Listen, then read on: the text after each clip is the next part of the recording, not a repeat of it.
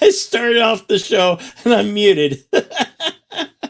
Good morning, good morning, good morning, everybody. Happy Thanksgiving to each and every one of you. Hey, I see Cardinal Sin is in the house. What's up, Cardinal Sin? Oh, you just joined the channel membership. Thank you for joining the membership. I hope your day is getting off right. We've come to this time of year. We all give thanks. We all a little nicer to each other, and we give thanks, and we hang with friends and family. Well, today I'm not hanging with my family, but I'd like to. So I'll hang with my other YouTube family. See how they start their mornings off, and I just want to say thank you again, everybody. I am so humbled. It's it's been a truly amazing ride here doing YouTube. I want to make such great, fun, exciting entertainment for each and one of you, and I hope you enjoy. I hope you continue to enjoy my content. I hope you will enjoy the new content that I will be bringing to the channel, such as gaming, maybe some other shows, maybe more videos. More videos and reviews. I don't know. This is a channel of everything. My channel is classified under entertainment, and I damn well I'm gonna be entertaining as I can be. I'm gonna have a blast while doing it because you all, even you, Cardinal Sin and Mega Cropper, you all mean so very much to me, and I'm gonna continue to inspire and just have fun and enjoy my time here because it's been a wild ride. It really has. So what does everybody do? Everybody having turkey? Everybody not having turkey today? Does anybody still want? Do they still have the Macy's Thanksgiving parade? I know that company's like in like chapter 5 or something. They haven't been doing too well financially. I don't know, but I know they still have the holiday parade each and every Thanksgiving kicks off the holiday. No turkey. What? Maybe a turkey pizza. Good morning, Yvette. Good to see you. Thank you, Yvette, from across the pond. Always great to see you. Yesterday was crazy. Oh, I'm so grateful to be here. It's been a real wild ride. I'm going into 2 years, so it feels like 3. It feels like 4. I think this coming May will be 3 years, starting into year 4 come May. So, but I enjoy doing what I do, and I enjoy like making content. I like meeting the such interesting folks. You're watching MSTK, the Turkey Day Marathon. Awesome. Oh, he'll be back periodically. Oh, awesome, brother warrior. Cardinal Sin, how you doing, man? Everybody should subscribe to Cardinal Sin too. Another great contenter. Does the midnight to midnight or an unboxing. So many great things over there at Cardinal Sin, man. Richard Gnuzler. What's up, Richard? Happy Thanksgiving to you. Did you watch that Bronco Raider game on Sunday? It's like every week. I'm wearing my Bronco. I'm a Bronco fan. I am. I have been since '77. So every week every week I watch or hear about the new worst game because Broncos are like worst, even with Russell Wilson. It's like the guy's we're paying him a lot of money and he's supposed to bring us through the Super Bowl. It ain't happening. It ain't happening. It's just so bad, but it's so good, you know. Oh well, that's life, right? There'll be into the fridge. There will be no into the fridge today because of the holiday. Yeah, that's awesome. You enjoy the holiday, Cardinal Sin. Oh yeah, great day as a Raider fan. Only because Denver blows a 10-point lead and loses in overtime. But honestly, that game was pretty bad, pretty boring. I don't know. Oh, it's so great. Oh, yeah. Yeah, well. I don't know who they're. I don't even know who they're playing. It's so sad. I like Sundays was like my church day for watching the NFL, but lately I, you know, haven't been watching. Yes, that's true. That's true, Richard. A win is a win. A win is a win. That is true. Take what you can get. Give nothing back. Right, right, me hearties. There's another YouTuber that I watch who's is a Bronco fan, and his channel's and he does quite well. He's got like I think he's up to 200 or 300,000 subscribers. Is that called That's Good Sports, and him and his buddy who's a Green Bay's fan, they'll watch the games, and they'll like for those who can't watch if it's on paper or on Sunday ticket, when they'll call out the game, and they get like huge amounts of people, 4,000, 5,000 people, and the chat's going wild. It's like I can't imagine, but that would be kind of cool if you know how to call games, and yeah, it's kind of cool. I remember Thanksgivings in Colorado.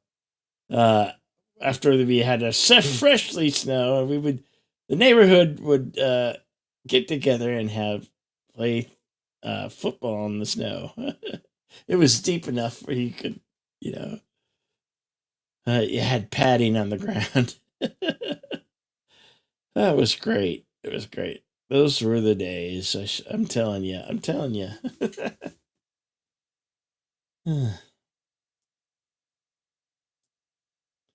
I'm gonna drop the link in the chat now to see if anybody wants to join who's awake. Who wants to join? There we go. There's the link. Pinned. There we go. Message pinned. So I meant to have karaoke but last night, but I don't know. Just Thanksgiving. The universe. I don't know what the universe is telling me, but the universe. Every time I tend to have it, but something happens or I slip off. I don't mean to. I was gonna do this song from Eminem. It's a tough one. You guys want to? You guys listening want to hear? Let's see if I can't get piss off the tube of Yube. I was gonna try to do the God. This song's from Eminem, and it's a tough one. It's Rap God. I was practicing it earlier. Anybody want to hear it? Anybody? Anybody? Yeah.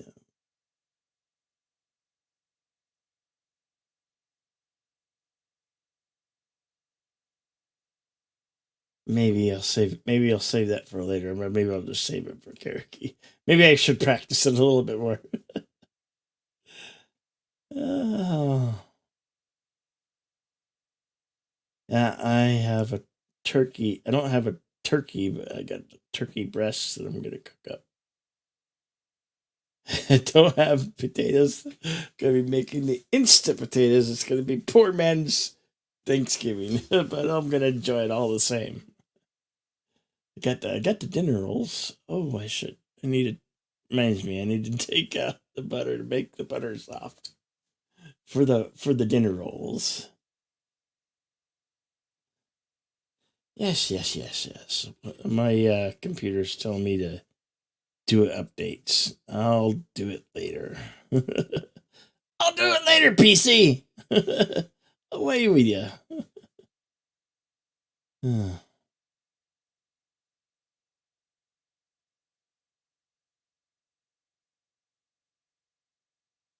You have calmed down with sports in general.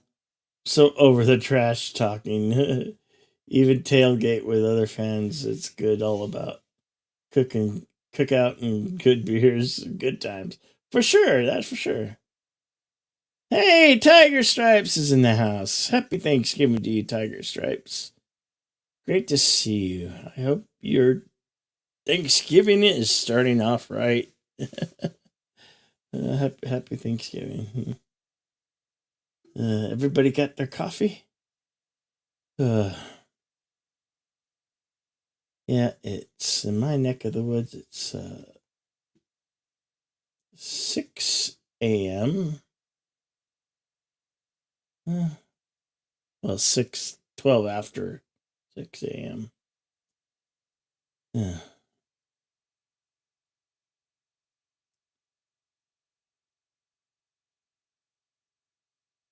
I'll do request. Was that the only thing you don't like? Is once no Charlie Brown Thanksgiving cartoon episode on TV? What? Why? I want to get into deep. Why? It's offensive this for some people. Come on, man. It's Charlie Brown. Yeah, I feel the same way, man. Oh, it's I blame everybody who got a partition trophy. we this is what happens when you give everybody our participation trophy. I know that's just my opinion. Now the world is becoming wimps. Where society is. I don't know. Cancel culture, whatever. Yeah, whatever we want to call it. Hmm. It's just not good, but you have to make the best of it. What can we do? What can you do, right? Hmm. Oh well.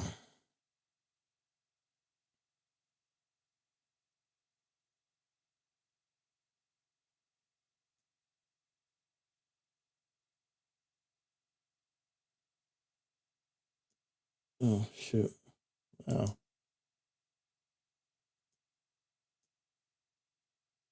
Cupla, Bird of Prey 5. Good morning. How you doing, Bird? Happy Thanksgiving to you.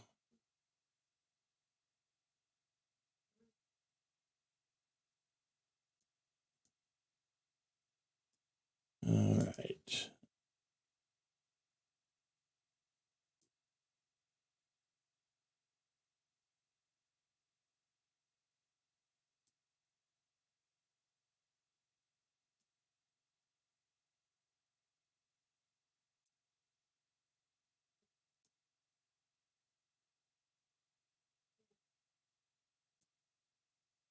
Happy Thanksgiving. Are you doing okay, Bird? You doing all right? Good to see you, my friend. Good to see you. I just thought I'd do a morning program because I was up and you know, just here.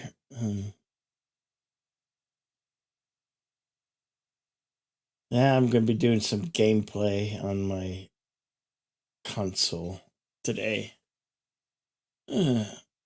Try out my different games that I have. Try to get good at them. Just waking up. It's good to see you, Bird. Oh, here's Cardinal Sin. Good morning, Cardinal Sin. How you Good doing? morning to you. Good morning. Top of the morning to you. Yeah. Happy Thanksgiving. Happy Thanksgiving. So what have you got to say for yourself, Jedi Bill? Oh, about With what? your fancy 2K subscribers? I know it's been a wild ride. It really has been. It's been flying. It's just like whoa, I can't keep up with it. It's been a It's just minute since what? you It's started, like huh? I know. Okay, I hit 1,000 back in May. It was May. It was like May 11th or 12th. I remember that, And yeah. and it's just like, wow. Me and Nick, 32 Flavors of Nick Weiser, we became monetized and hit 1,000K right around the same time. And I've just been, I don't know, whatever I keep doing over here, it's working. It's working, and it's just, You big I'm show enjoying off. the fun. What? You big show off. I just enjoy. I enjoy what I do. Yeah, I enjoy bringing content. I got eligible for monetization like 6 months ago or more. I've been saying 6 months ago for months now. And I got a couple of emails from YouTube, and they were all like, "Congratulations, you're eligible for monetization." And then I got another email that said, "You're not eligible for monetization." What? And they said that I had repetitious content, which turned out to be true. And they wanted to see my process, like how I edit and whatever. So I have my second appeal video all ready to go, and I can't send it until December 31st because I got a copyright strike. You might remember in October when I was doing horror movies on Cosme at night, after midnight. I made a kind of a newbie mistake, actually, and I had my stream going the same time that I had the movie playing, and the audio from Cosme went through the YouTube stream, and they shut it down, and they gave me a copyright strike. And I'm like, oh man. Oh yeah, bummer. Yeah, bummer. Hey, good morning, Pops. Good to see you. Happy Good morning, Thanksgiving Pops. to you. Pop's doing some great stuff over on Good his morning channel. and Kapla Bird of Prey 5. Yeah. Bird's just waking up. Make sure you guys put your coffee on if you're a coffee drinker. Otherwise, drink tea. Good herbal tea is always good. Bone! Good morning, Bone. Happy Thanksgiving to you, man. Good to Happy see Thanksgiving to you. Yeah. And Kapla, and good morning, and happy Thanksgiving to Richard Godinez Landeros. Yep. Goodness. Good lines, Londeros. So, Bill, what are you going to be doing today? I'll be mostly relaxing, playing some video games. I don't know. I've never understood why people play video games on YouTube. Hey, there's an audience for it. It doesn't make sense to me. There's an audience for it. So is it because they want to see a game that they might want to play, or they might want to see a level that they can't get past, or what? I don't know. I really don't have an answer for you. I don't know why, but I'm going to do it anyway. Yeah. Okay. That's that's where I'm coming from. Why not? Oh, why not? Because it's there. It's like the That's mountain. right. Why Like climb a Mount mountain? Everest. Yeah. Because it's there. Yeah. Why Okay. not? Fair enough. Because I want to is a good enough reason. Because I can, and it doesn't. My dad used to tell me that all the time. Because I want to is a good enough reason. Because he would ask me, Gil, why are you doing X or Y? And I would think about it and I would try and come up with what I thought he wanted me to tell him. And eventually he would tell me, you can just say because I want to. That's fine. I was always afraid of my dad. He was kind of an ogre when I was growing up. Yeah. He was a troubled and very intelligent man.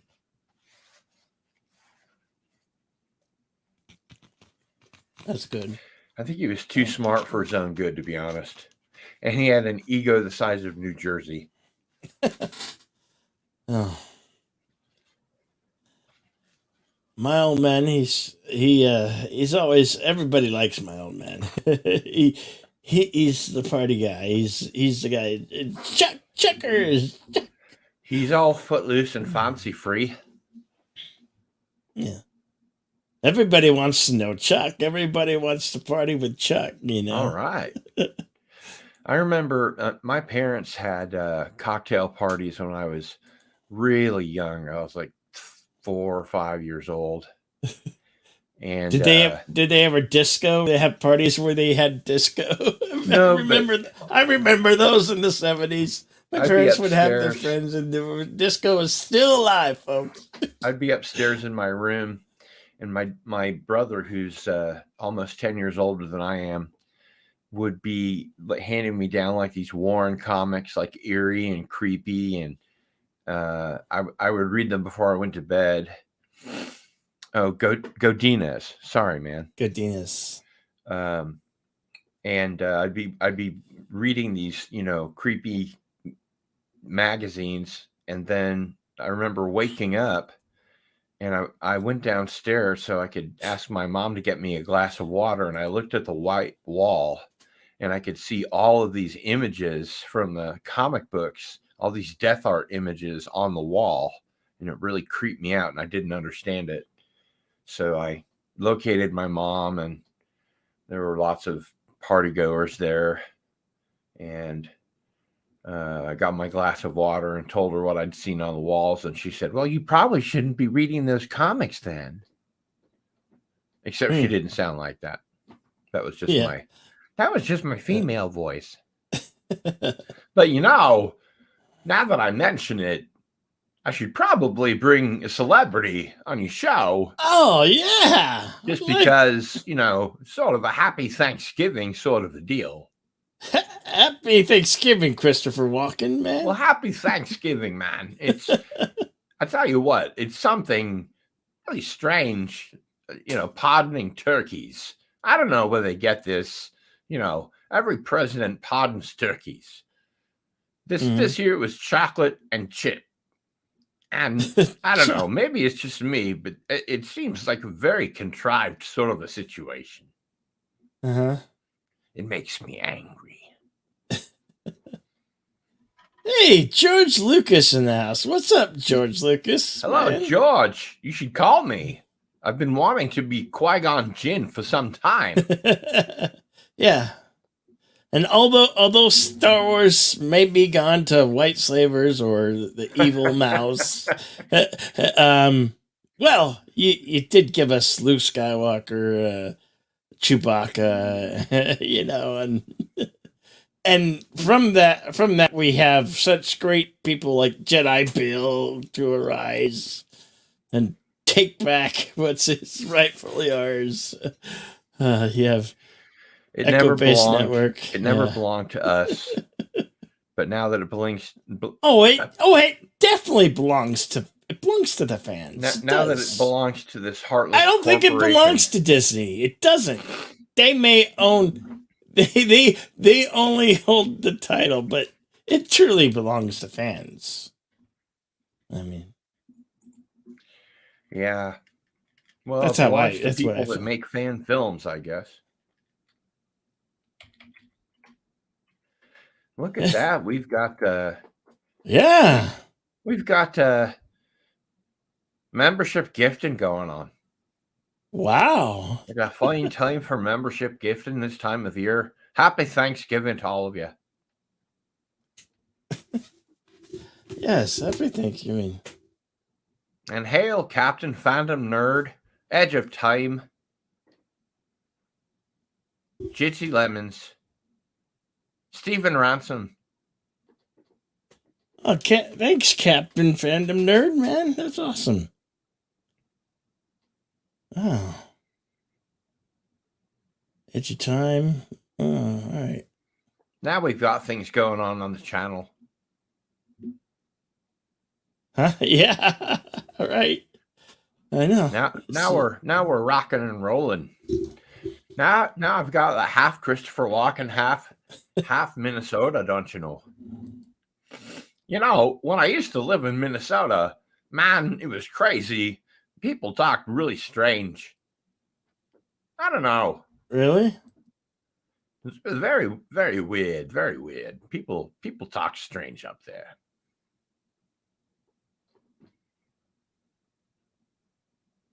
Why? Was it about hockey or what? I don't know. You'd have to ask them. Strange people, Minnesotans. Huh.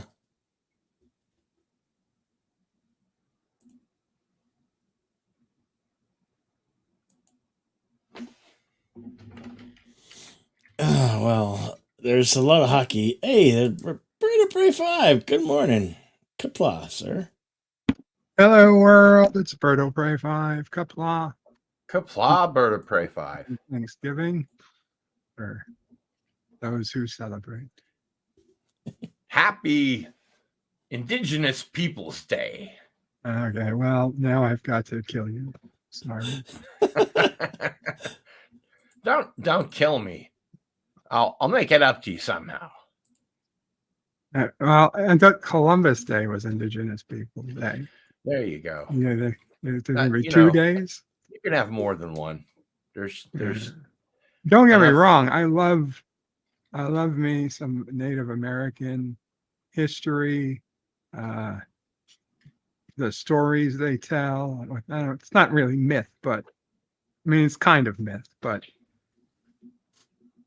it's not quite history. I mean, depending how much you believe skinwalkers. Well, they have their myths and legends, yeah. Yeah. Their stories. They their pass religion, down. I suppose. Yeah. I don't want to call it. I might be having to call it our religion because I found out that I'm 1/32 Black Sioux, which I think is the same as Blackfoot. So be careful where you tread there. Yeah, it's you and was Elizabeth Warren. Well, now you leave Pocahontas out of this. Sorry. Did it mean to insult your ancestors? Well, everybody's got a Cherokee back in the her woodpile there somewhere. Not me, apparently. I checked. Not a single drop of You're pure Klingon. Native American DNA. Yeah. All other types, but not to this continent. How do we all cook our turkey on another grill? Well, Put it in the microwave. many years, my family barbecues the turkey or smokes the that's turkey. a good idea. Yeah, like to put it in the barbecue because the barbecue's got the rotisserie. Other times we've smoked the turkey, which is I was going to say smoking the turkey. You got to have a big spleef if you're going to smoke a turkey. Yeah. You put rolling papers around it first, or Yeah, just that's big right rolling into the papers, mouth? my friend. Big rolling papers. I haven't eaten turkey since I was 16. I went vegetarian and I broke the first year for Thanksgiving. And my mom didn't make great turkey. It was dry and, just I really wished that I hadn't broken for Thanksgiving. She left it in the oven for too long. Although I do have an interesting anecdote that you might find amusing. I don't know. I'll tell it to you anyway. So my mom told me that her mom had this tradition where she would cut off the end of the ham before she put it in the oven. And so that's what my mom started to do. And then later she came back to her mom and she said, "Why do we cut off the end of the ham?" And she said, "Because it wouldn't fit in the oven otherwise." I've heard that story before. Oh, really? Yes. It's I don't know where, but Mom O'Prey has heard it too, because I think she's the one who told it to me. Lies, all lies. So, Maybe, have you guys? 132nd or 188 somewhere. Maybe there's a common ancestor, according to then. You never Maybe know. we're cousins. It's possible. I'm not sure. I haven't done a genealogical study, but I may have some Klingon blood back there somewhere. I get DNA matches all the time from Ancestor. Yeah, I don't think I want Ancestry. my genes used by the government. I get Besides, it. I've got really poor genes. I'm in the shallow end of the gene pool. You're telling me. I mean, but I initially I started using it as as curiosity. You want to learn about history and stuff. But then, as time went on, I got more desperate. I just used it for dating. Right. I figured as long as they were a second cousin or further, it was okay. Jedi Bill, have you seen Andor? Endor. Andor. Oh, no. Cassian I Andor. think I might have tried to watch the first episode. Couldn't get through it. I haven't seen any of it.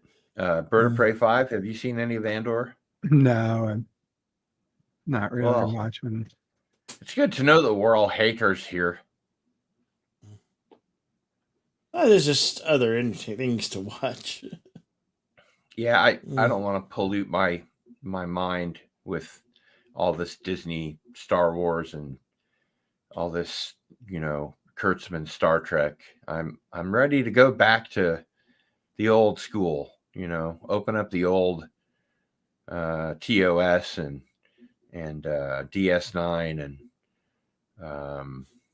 not Voyager, no Voyager. I'm just going to stick to Enterprise and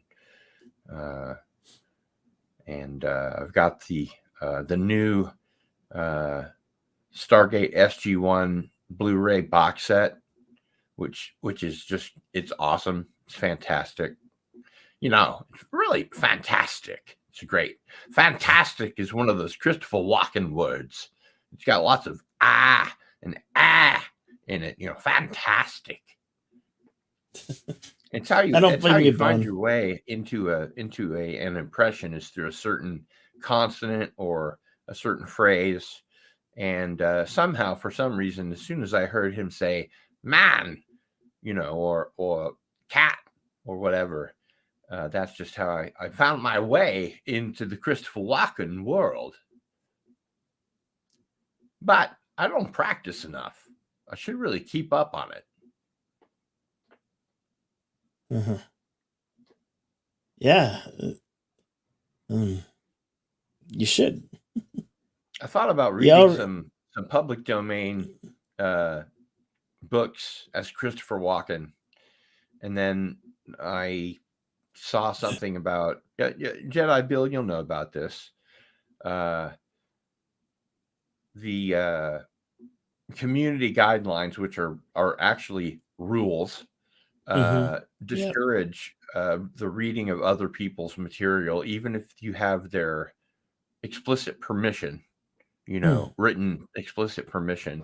They sort of frown on that. They really want you to provide original content. Although, I would say, if I'm reading, something that in a Christopher Walken voice would be educational, entertaining, or satire, that would fall under fair use, wouldn't it? It should, but But YouTube, I know they're an angry bunch of gods. they don't, and it's forever changing. It's forever changing. The YouTube gods are angry. I don't know what to do, but they are a rambunctious bunch of gods. The YouTube gods. We all live under the roof, Very hard to please.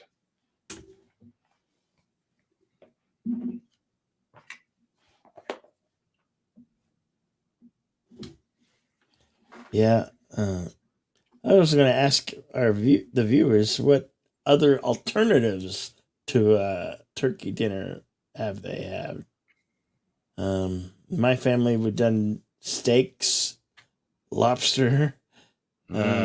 Lobster. If we had steaks or even enchiladas, like chicken enchiladas for Thanksgiving. I'm proscripted against eating lobster because I grew up in a Jewish home, a Reformed Jewish household. Oh. And now that you're vegan, so well, on top of that, yeah. But it's kind of funny. Back to the story of when I was a little kid. I live in Lawrence, Kansas, home of the Jayhawks, and we didn't have a Red Lobster here. There was one in Topeka, so my dad would take us to Topeka to go to Red Lobster, which is like, I don't know, 35 minutes away, something like that.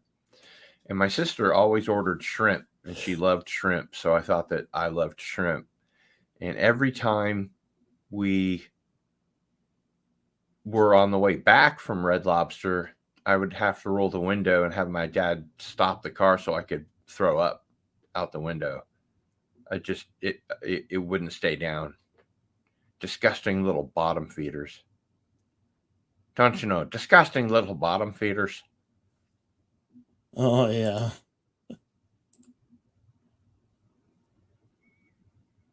Yeah, I know that. I'll do it. I do have a celebration roast that I'm going to put in the oven here in a little bit.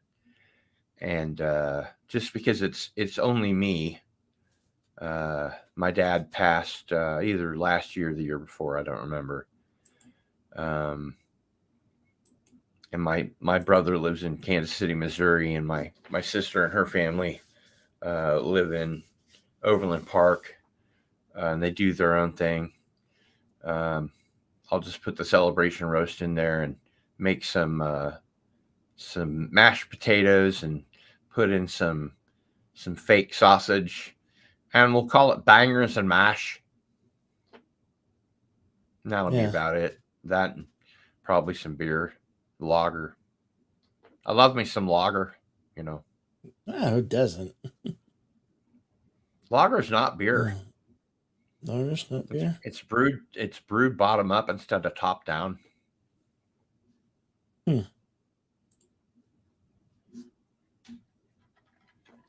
Well, that all falls under art form: wine making, beer making, ale making. I do like a good IPA, but when it gets cold, I make this sort of Halloween / harvest grog. And you start out with some fresh Lewisburg apple cider. Thank you. And put in some mulling spices and some cinnamon sticks, kind of simmer that for a long time. And then you kind of ladle in when you're ready, when it's hot enough and it's been mulling. Just kind of ladle it into my big grog Viking cup, and then you can spike it with whatever you want in the cup. You don't want to spike it in the grog because it'll evaporate. It'll cook off. But boy, is it delicious, and it's very warm. It makes you feel so warm inside on cold days.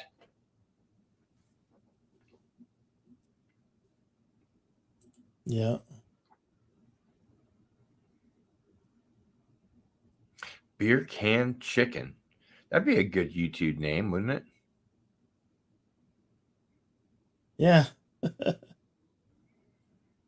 Beer can How do you chicken. make beer can chicken? Richard, tell us more about this beer can chicken of which you spake.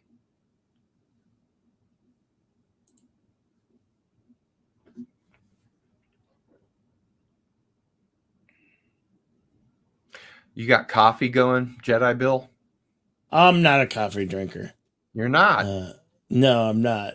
Oh, how do you deal with getting up in the morning, going online so early? I've been up. I'm okay. I'm the resident insomniac. I've been up. I was up, so it's like just 7 easy p.m. to to do. you. I'll sleep. Yeah.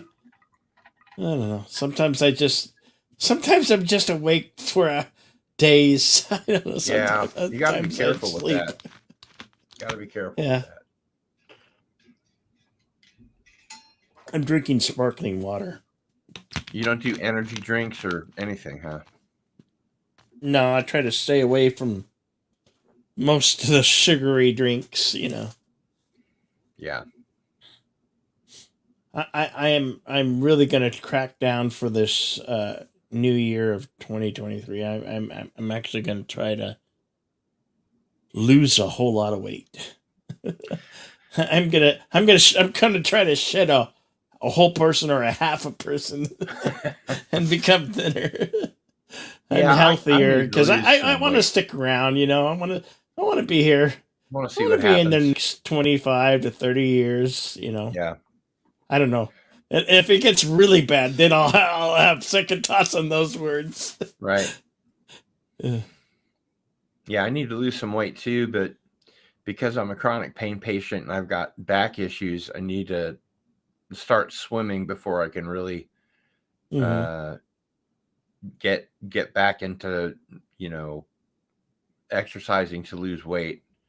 And the only pool that's available is at a high school all the way across town. And across the street from where I live in my new little cozy house is a community building where they've got a gym that has, what do they call those bikes that don't go anywhere? Stationary. Thank you. Stationary bikes. And I can do that because I can sit down and do that. I never do. Yeah. Especially when it's all cold out like it is today. Oh yeah, it's not tell so me about bad it. today. 46 degrees. 26. Ooh, 46. That's cold. 46. It's not so well, bad. I was an hour ago, an hour and a half ago. It was like there was a crack in the door before the cats to go in and out, and I was like, "Oh, it's cold." It's like, it's like 37 degrees outside, which is cold for Arizona. The problem is, I used to love the snow and the cold, but it's a dry cold. When you've lived in Arizona 37 years and you become sensitized in these winter months when it's cold like this, 37 degrees is cold. It's like, Arizona, that's 7 Celsius. 37 years in Arizona. Have you ever seen a UFO? Maybe. I've seen some things that what was that? It's like, Well, I they were wonder. unidentified, I guess. So, I remember the Phoenix Lights. I remember living in Phoenix where that all happened but to. you didn't see him. Not up close. Oh, but you saw them outside? I've seen some things that were maybe unexplainable. I've seen things you people wouldn't believe. Attack ships on fire. I've seen things you people wouldn't believe. I actually did that on Doomcock's show when he did the spotlight on Cardinal Sin, because he does all those celebrity, lost celebrity audition tapes. So I decided I'd throw that in there as the beginning of my spotlight on Cardinal Sin. And he enjoyed it. He gets a kick out of it. Anytime that somebody asks him to do Christopher Walken, he says, just go see Cardinal Sin. You must get tickled by that. You must. It was fun. It's pretty good. Doomcock is, I gotta say, Doomcock has been very, very good to me. He's a good friend. He's been a great supporter of my channel. I, of course, am a supporter of his channel, but he's been on a few times. Robert Meyer Burnett has been on a few times. I've seen that. That's awesome. I got to get back to doing the Cardinal Sin and Friends Trivia Smackdown, because it was my highest rated show. I got 10 times as many viewers on that as any of my other shows. Yeah. So I got to get back to doing that. It's just, I can't, I was spending like 60 hours a week on my YouTube channel. And then on top of that, I would have to come up with the research to do trivia. And when I come back to doing Cardinal Sin and Friends, I'm going to have a different format for the SmackDown trivia. I'm going to have categories so that people don't have to, play a category that they're not interested in or they don't know something about. Mm-hmm. So I'll have different, kind of like Jeopardy. You pick the category, you pick, the next one that's available and go from there. And I think people will enjoy that more. Oh yeah. And mostly people really just like to hang around and talk on the panel for the second hour. The first hour we do the trivia, and the second hour we just kind of hang out. So very cool. Haven't done that for a long time, and I should get back to that. Yeah, you should. But you never know. It's a weird deal. Yeah.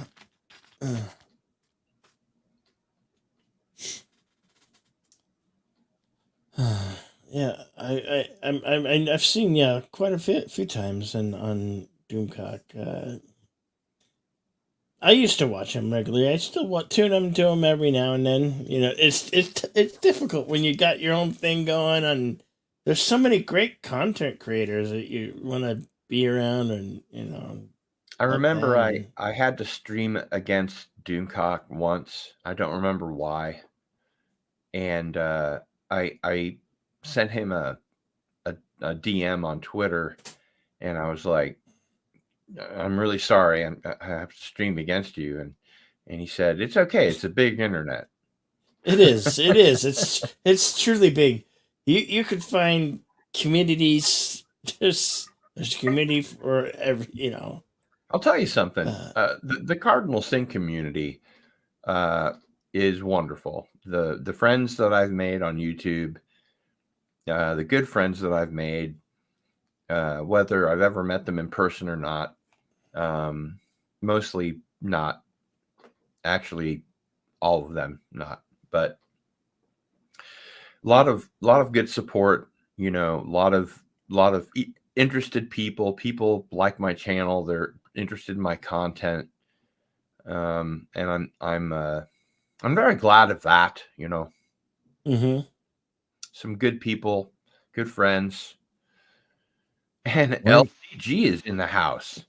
Good morning, LDG. And Good morning, boss. good morning and happy Thanksgiving to Tommy and the Guinea Pig Collective. Welcome, Tommy. Happy Thanksgiving, brother. And happy Thanksgiving, LDG. Yeah. Thank you. Good to see you, my friend. It's good to see It's you. always good to see me. I appreciate that. It's good to see you too. How's Rex? How's Rex and your mom? Are they doing good? Rex is sleeping. Mother is laying down. I think I'm the only one up and about right now. But yeah, that's kind of a bummer. We already had our Thanksgiving dinner like last week. I don't know why, but we Well, cooked that you turkey. got, sometimes had you our just got to do it food early. a couple days ago. You got time to stream today then, Maybe we'll see. or watch the MST3K Turkey Day I was- marathon. I was thinking of streaming, and then let me see if somebody else does it. And there's Jedi. Yeah. There he is Good stuff. with Yeah. his fancy 2,000 subscribers and all. Don't you know? And growing, but we're not here about that. We're here for everybody else. No, but, honestly, congratulations. That's really cool. Thank you. Thank you. I think that's it means I think that that's means so worthy very of much. congratulations. Mazel tov. So is Bird awake? Yeah, Bird's awake. No, I'm not awake. Yeah, I think he's Oh, just good been morning, quiet Bird. while I've been talking. Mhm. Pigsgiving. All you carnivores and you're eating of animals. I remember one Thanksgiving we were heading from I think we were headed in Montrose, Colorado, and we're driving in a Ford Aerostar van, and my mom hits a patch of black ice. Does anybody know what black ice? It's when the frozen oil slicks on the ice. We do like a 360, almost end up in the ditch. And, it was the most memorable Thanksgiving because we ended up staying like a whole week in Montrose, Colorado, where the most exciting is the Wally World, the Walmart. Mm-hmm. But it was crazy. We almost died, but it's one of life's little roller coasters, But that's one of those horrible Thanksgivings that you remember because you almost died and ended up in a ditch. Thanks, Mom. Yeah, it was her fault. It was just the weather and cars leaking oil on the asphalt. But yeah. Remind me to send you a DM about black ice. Yeah. I don't want to tell a story here because I don't want to drag everyone. I don't want to drag everyone down, man. But I have a story about black ice. I'll tell you off air. Yeah. It unfortunately didn't have a great ending. Well, I mean, I say it didn't have a great ending. I'm here. But it explains a lot. Phone. Black ice matters. That's hilarious. Yeah. I always when I'm on Doomcock's stream, I always type in in a super chat that giant robot lives matter. Yeah, they do. Are you a fan of the Velvet Underground? Velvet Underground. Guess not. Well, that's familiar. Lou Reed's old band. Yeah. I like them. Yeah. Every time I see you, either on your channel or somebody else's channel, it reminds me of a Velvet Underground song that I think he wrote about William S. Burroughs, who I was friends with because he retired to Lawrence, and I saw him every like 4 times a year, and they have a song. It goes, Lonesome Cowboy Bill rides the stereo. Lonesome Cowboy Bill rides the radio. And so I always think of Lonesome Jedi Bill. For some reason, it's the first thing that pops into my bizarre little head.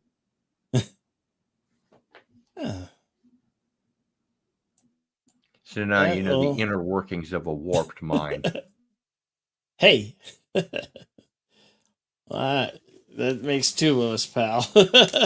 Remember the Dr. Demento show when the doctor said, "Don't forget to stay demented." I hold true to that to this day.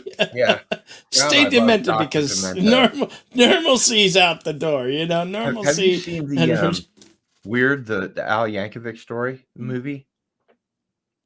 Yeah, I watched it. It was. I thought it was so funny. I thought it was hysterical. Yeah. And Al actually wrote the screenplay.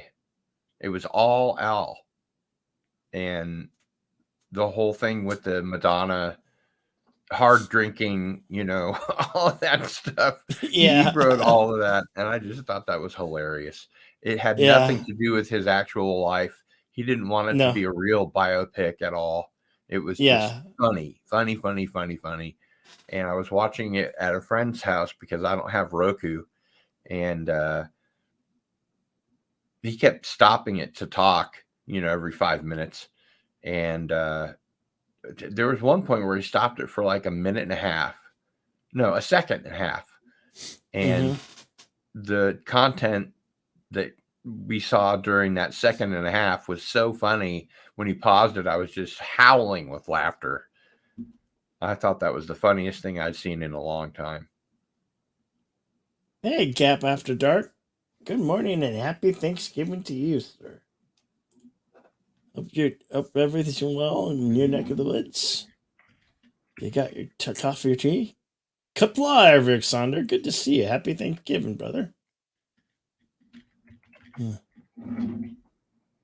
Hail Gap After Dark and hail Eric Sonder. Gap After Dark is one of my mods. Shh, don't tell anyone. You know, don't tell anybody, but he's one of my mods. He's fantastic. He's lightning fast too. Okay. I was starting to think Gap After Dark. Did you used to go by Pflugerville? I'm just curious. No, that's not because I don't know where Pflugerville is. I miss Pflugerville. Where are you, Pflugerville? Jedi Bill misses you, brother. LDG has some inside information on Pflugerville. Oh no! I'm sure he's around. Oh, okay.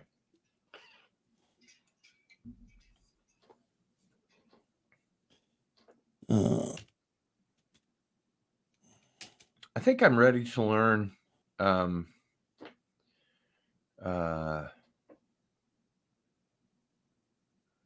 OBS.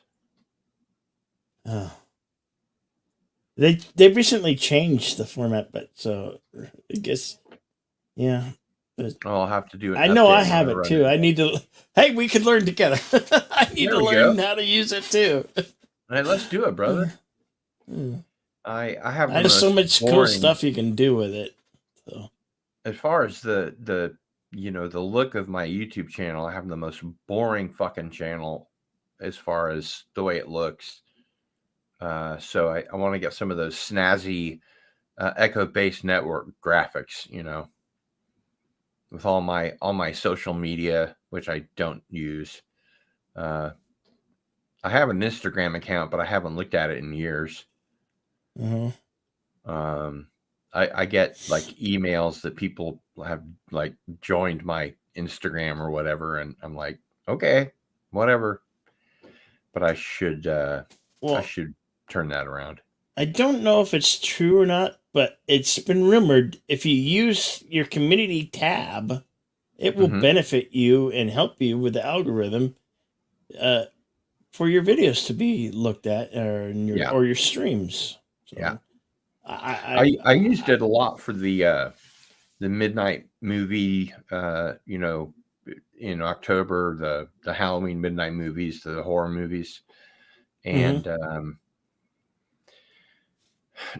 just didn't really get very many people. I think we had like 6 people on average.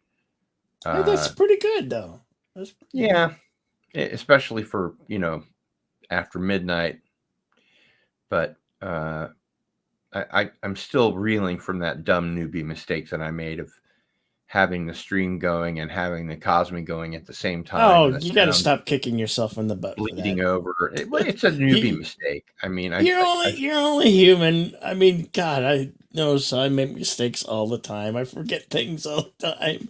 It's funny. My keys. The email that I got from YouTube about my copyright strike said that most YouTubers never get a third copyright strike. Or no, never get a second copyright strike. I guess if they got a third copyright strike, they'd just have their channel deleted. But I think that's what happens. I'll remember not to. I'll be very careful in the future. So I'd like to publicly apologize to YouTube, and also call them out for the motherfuckers that they are. Well, at the same time. Happy Thanksgiving. Oh, it is what it is. Yeah. We live under we live under the rule of the algorithm.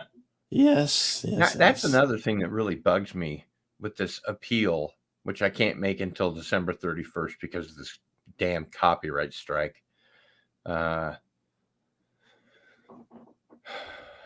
It's not ever going to be seen by a human. It's just going to be, an algorithm is going to generate some sort of it's going to kick something out and email it to me of whether, I'm monetized and I've fixed everything that they needed fixing, or, they're going to be like the MPAA and not tell me exactly what it is I need to fix. Just be very, very super vague about it. And I have to, like a director, I have to cut my appeal video, down, not knowing exactly what it is that they want me to do, and just resend it and keep doing it until, either I get sick of it. Oh, thank you, Gap After Dark. I appreciate that. Yeah. Or until they decide to boot me off the platform, which, either way is fine. LubeTube. Yeah. That's a funny name, LubeTube. LubeTube. Yeah. But yeah, I do want to learn the OBS. I've got OBS Studio, OBS multi-platform, something or other. What is that? Multi-platform. A couple other things. But I guess when I next click on them, it'll ask me to update, it sounds like. So yeah, let's learn OBS together, or bother LDG to help us learn it. LDG knows all, sees all. If he's willing, he's got. Pay attention to the man behind the curtain. Okay. Thrust greenbacks upon him, and he'll be that Project Prometheus to give you a true form, right, LDG? Damn, Skippy. Yeah. I do love the silver eyes, the like Gary 7. Those look really cool. Thank you. Thank you very much. Ellis has left the building. Mm. Well, I tell you what, I'm going to go back and watch the MST3K Turkey Day Marathon. So that's a good looking effect there. Yeah, it looks What- like that Finnish movie they were playing on MST3K when I came on, a movie from Finland. But today, I'm going to get back to that. So happy Thanksgiving, everybody. happy Thanksgiving. Enjoy Happy Thanksgiving. the memberships. Everybody should have a membership Oh. to Jedi Bill Thank you, 797. Cardinal. Thank you. And peace out, yo. Later, boss. Later, Cardinal Sin. You Later. have a great day. Okay, you We'll too. We'll Take be care. seeing you. We'll be seeing you. We'll be seeing you. Bye now. See you around the net or tube. Today in football, as Thanksgiving, you have the Lions playing the Bills, and Lions and Dallas Cowboys always playing Thanksgiving. But the Cowboys are playing the Giants today at 2:30, Bills at 30, and the Patriots and the Minnesota Vikings. If anybody's interested, anybody still watches football, the numbers have really gone down. Their viewers, this is so dreadful.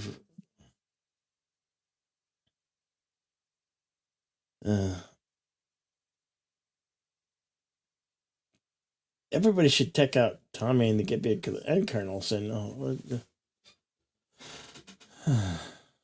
Those,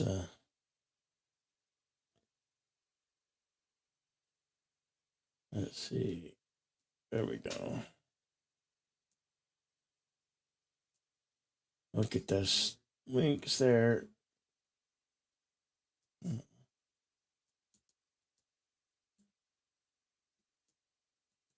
Everybody should check out Colonel Sin and subscribe to your channel if you're not already.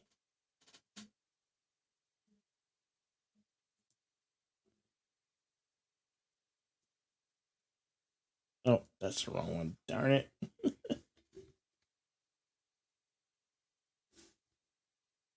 I'm not as quick as I thought I was. So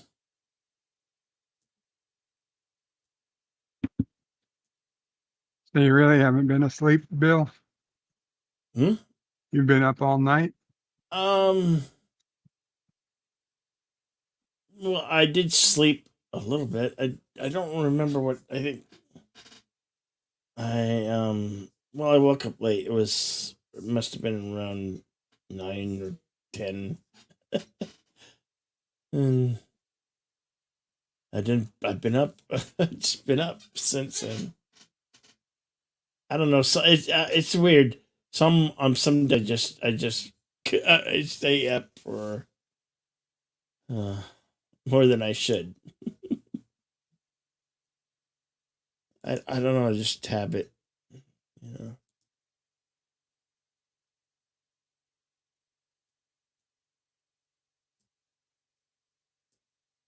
I don't know. Sometimes overactive brain just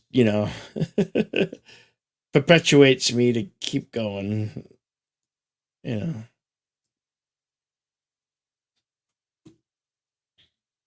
understand. Yeah. Well, what you got going on today, Bird? Not much. Honestly, I'm half sick.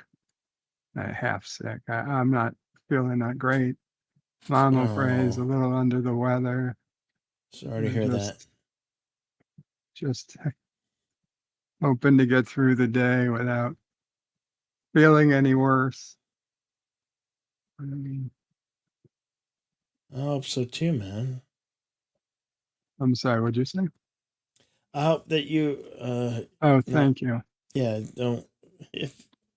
try to feel better, and I appreciate that. where's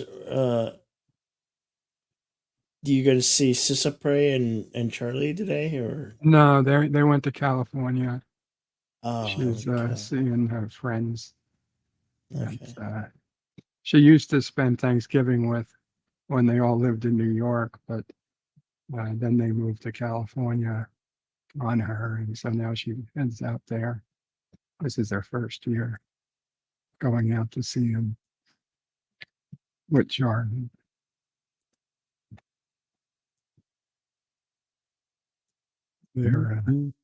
They're in Northern California somewhere, not San Francisco, somewhere actually nice.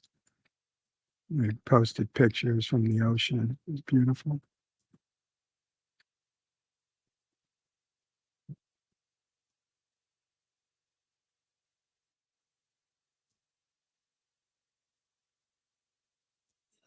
Hmm.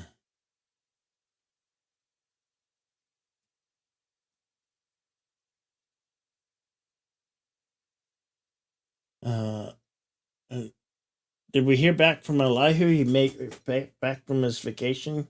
Should have made safely? it back yesterday. Yeah. Yeah. Has he got jet lag? Possibly, because you only get jet lag going east, I believe, right?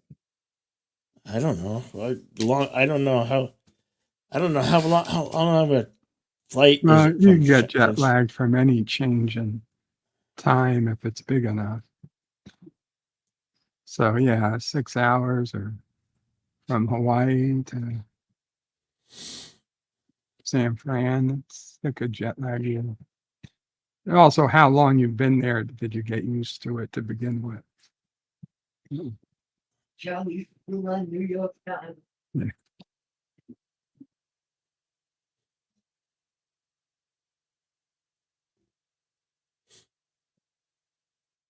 You got going on, Bill? You got some turkey going on? I'm gonna cook a turkey breast and Just a breast? You just have a piece of a turkey?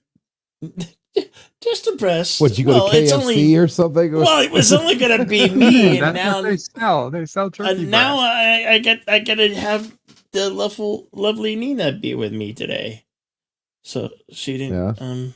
Yeah. So we're You guys splitting gonna one have breast, a- or we're gonna have. Well, we're gonna have One breast can be like 18 pounds.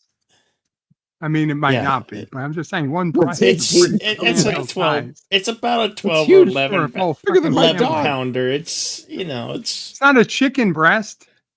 It's a turkey No, breast. it's- Even a it's turkey like for the- 18 it's the main pound part of chicken the breast turkey bird.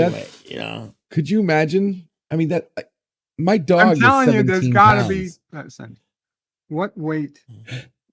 What size? How many pounds? I mean, a whole many- turkey can be 20 pounds. How many Like the pounds whole turkey turkey breast? is 20 pounds. This is much bigger than 20-pound birds. There is, but the average, I would say, is around 20 pounds. The average household turkey, not those big ones you see at freaking the White Well, it House. depends You know how- what? My house has always been above average. How many What's the how many average weight people of a you gotta turkey feed? breast?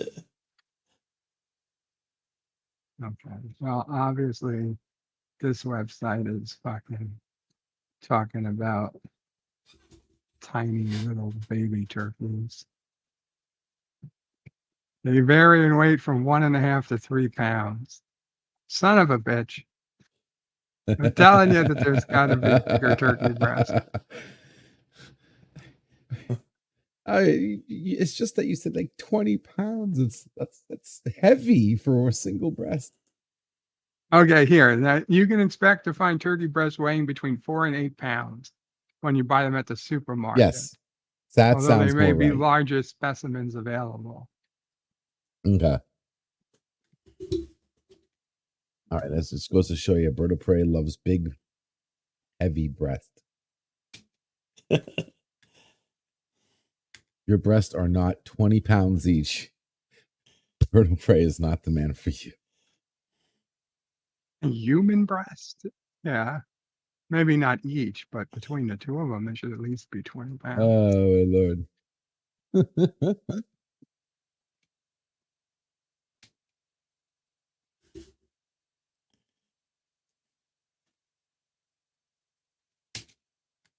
I mean, don't look at me. I'm covered. I'm talking with the vet, so I'm good. Uh-huh. Oh, and if it's bone in, which of course is what I was assuming, then it's even Yeah. more. I don't know, about 15 pounds more. I'm gonna cook it, and I don't know. Yeah, maybe if the turkey was Wolverine and the skeleton was made out of antimonium, yeah, maybe. Then I could see that. Oh It's the man, I don't largest know. turkey breast you can buy. I think mine's about 10 pounds, 11 pounds, something like that. I don't know. I didn't really look. It doesn't feel all that heavy. It's not too big, not too small, Yeah, but they just have enough. 10-pound turkey breast. Yeah. Yeah, How Bill's long eating does it Rocky take to cook a Mountain oysters bigger. 12-pound turkey breast? 20 minutes per pound of turkey breast.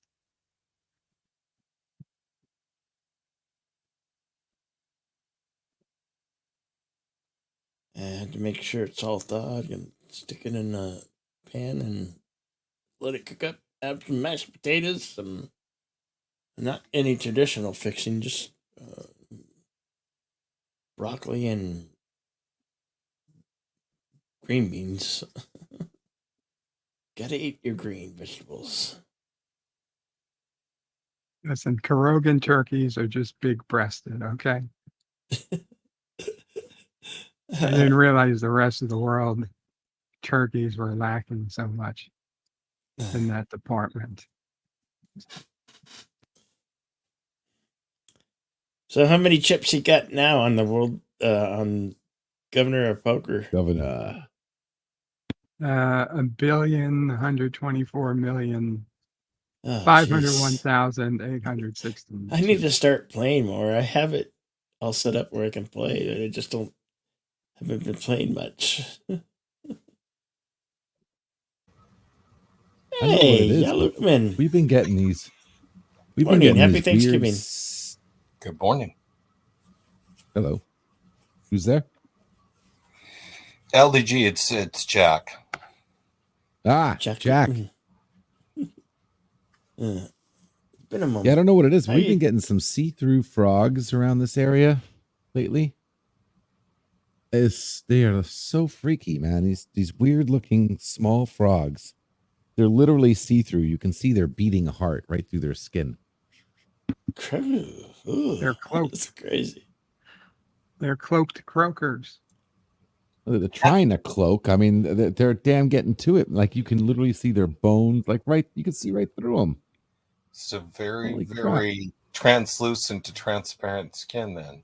That's Yeah, frog tell me about it. I trends. mean, I can see what he had for breakfast, for God's sakes. Take a picture. I should. You should should. definitely. They will take a fucking picture. All right, let YouTube me get the eats phone. that stuff up.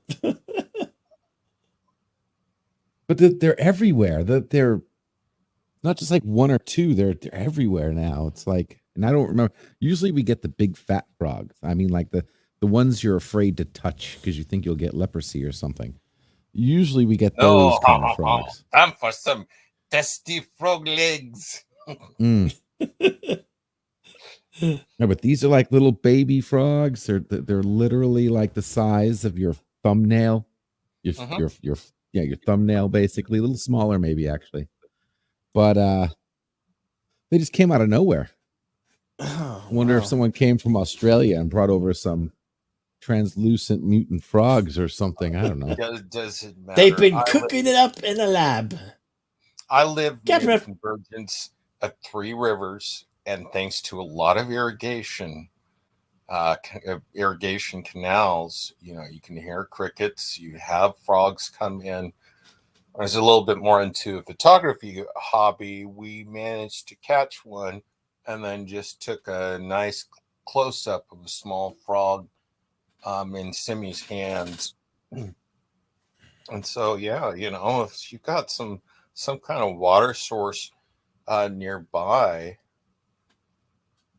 not necessarily a river, but like say maybe a pond or a small lake or something like that, you're going to have frogs.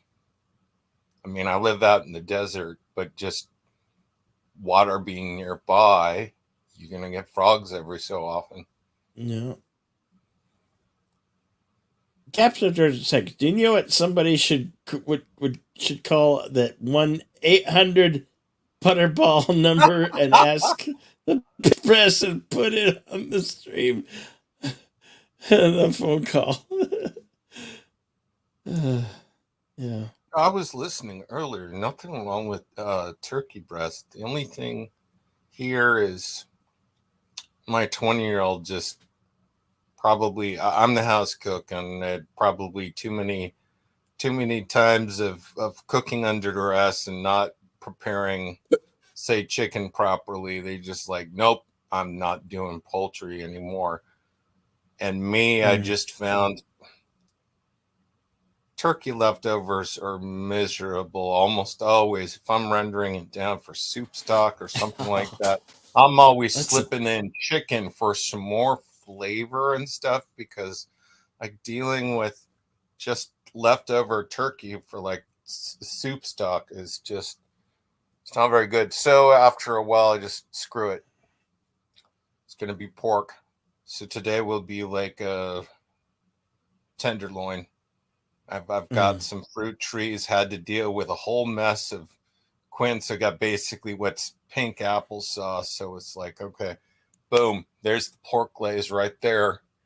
I haven't even managed to can it all up, but see, to do something different. I know everybody's like, oh, but it's got to be turkey. No, it doesn't. Talk to anybody Welsh and like, oh, it needs to be goose. So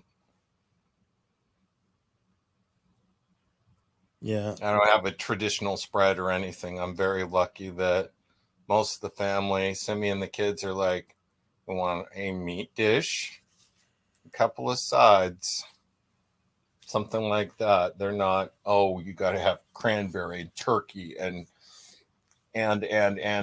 no. Well, yes, they're kids. They're like, oh, give me mashed potatoes. Or for some reason, my 20-year-old's like, I want green bean casserole. You know, there are some people that are like, oh, green bean casserole, not that again. No, they like green bean casserole. So long as it's made with canned green beans. Oh, we don't need to get into that. The divide of, oh, frozen is better, so that whatever. I've learned the flavor. It's the flavor. I get it. And you get into Gordon Ramsay, America's Test Kitchen territory, and then it's just like, well, that just gets to be too fussy. When you're a family cook, it's like, at least from me. Is it weird that I don't care what Gordon Ramsay thinks about green bean casserole? No. Well, he doesn't like Hawaiian style pizza. What is he, prejudiced against Canadians? I mean, No, he doesn't like Hawaiian style pizza because in Italy, putting pineapple on pizza is a sin, and he's a purist. It's a sin. Whatever, doesn't matter to me. I mean, yes, my mother's called me a gourmand, and I'm like, no. If it's too fussy or too much work, I just want to prepare something that is good and that my family will eat, you know? And anything beyond that is just gravy. I mean, again, same 20-year-old kid. Oh, I like your presentation. Oh, really? I didn't especially care, but okay, if I plated it well, you know, stuff like that, where it's like it's not so much how much it tastes, but how good you can make it look and stuff like that. And you guys know what I'm talking about, you know, the various magazines where it's like, my spread does not look like that way they put it in the magazine, because I don't care. I'm, you know, doing things family style, whereas in the picture they've done it up for like, 2 people or something like that, and then they have it all Mhm. fancy plate with the uh napkins folded just so. No, babe, no, I'm not about that. Jeez. Hey, How do you prepare? How do you prepare a meal? Or how are we preparing it this year? well, okay, since it's going to be just a tenderloin, a pork tenderloin, Mhm. it's going to be really simple and straightforward. Since I don't need a large roasting pan, I could just go with um, enameled cast iron Dutch oven. Just put it in that. Maybe I might do like a light sear on the roast, but after that, roast. Pretty straightforward. Mhm. Make sure that there's some liquid in the pan. I don't happen to like celery for snack eating, but Simi here does. But I'll just get the whole celery, not He hearts. wanted the ends for like stock, so he bought me a stalk of celery, a whole big thing of celery, and I picked off all of the good ones and processed the celery, and then I started eating it. Right. So then just the leftover leaves and stuff like that. Then that's so I'll just put it in with a bit of water to make a bit of stock to just flavor things, because then I just take it out and then just discard it later. But that the juice is there. That'll be sufficient for. Going to be a mixture of potatoes and rutabaga. Hopefully nobody minds, but her family got me into mashed rutabaga. Essentially It's turnips. a family tradition. Yeah. Yeah, Pretty simple, pretty straightforward, nothing fancy. And then green bean casserole. That's his family tradition. I never had green bean casserole until him. I like green bean. And then I'm casserole. not sure after that. It kind of depends. I'm the cook, she's the baker. Kids want pumpkin pie for sure, but I'm going to see. She's much like Bird of Prey. We had cold flu whip around our house, and I'm on the recovering end, but she's not out of the woods just yet. So we'll see. We might just do like a quick cranberry quick bread mix in bread make or something a little straightforward and easy, and then maybe do pie on the weekend, something like that. Man, I don't know about you guys, but Black Friday, I don't do Black Friday. No, there's a lot of people who don't. I know. And I don't know what they're doing this year. There's been some years where it's like, hey, once you're done eating, come on over and shop. I'm like, no. No. My dad would always go to a car. There's a car show in the downtown Phoenix area that they always go to that car show. That's fine. But it's just I'm not really interested in wading into a big crowd and punch and shove for something cheap and mediocre. The big story, the story that everybody keeps mentioning, somebody push and shove just for a cheaply made toaster that happened to be on sale. I've talked to people at the local Walmart Supercenter, and they've said, oh, well, no, there's stuff that is made even cheaper and even crappier just for Black Friday. So you're not even getting the good stuff. I've talked to people too where it's like, no, they did you a little price game where actually they're a price rise and then they bring it down, and you're not really saving anything. They've just brought it closer to what the regular price would be. So I don't want to. I don't want to play that game Yeah. at all. Good morning, Shifty Gizm. Happy Thanksgiving to you, brother. Good morning. Your day is starting off well. They started on Monday, yeah. And I was in Best Buy, and they had all their stuff. They had all the computers and Cyber Monday screens, TVs. Mm-hmm. Yeah. Well, they have blitz sales, and it's a kickoff of the Christmas shopping. I've talked to enough Canadians that I think that they've got it right to do their day of Thanksgiving basically when Columbus Day would be closer to the end of the actual harvest. Whereas for us here in the States, it really has been all about make sure you go out and shop for Christmas. Yeah, okay. Oh. And the thing is too, I was talking to somebody and maybe y'all have noticed this, maybe not. It used to be, sure we can all remember that the after Christmas sales were big, or rather they were really try to get the leftover stuff moving. The retailers, except they got wise to that. So you're not actually getting anything good on a Boxing Day or post New Year sale. Those prices will still be up until more like closer to Valentine's Day or something like that. So it's not worth it. At least not anymore. Oh. And really, like I said, for Black Friday, it's where our Walmart Supercenter. It is pretty much Wally World, so not just Walmart, but Walgreens.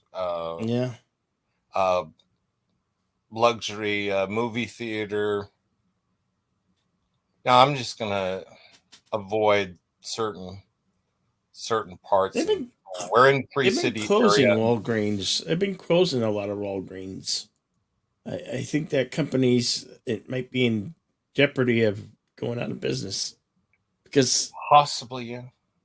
I've seen quite a few closures of stores. I don't know why, but you mentioned that, and it's just things change. I mean, in our local area, see, I'm in Eastern Washington. So, like, for example, grocery stores really do spin around whatever's come out of Boise. I mean, like Winco Foods. Store number 2 is right here in Kennewick. But a lot of things, Albertsons, them out Boise, Idaho. But there's been like changes over the years.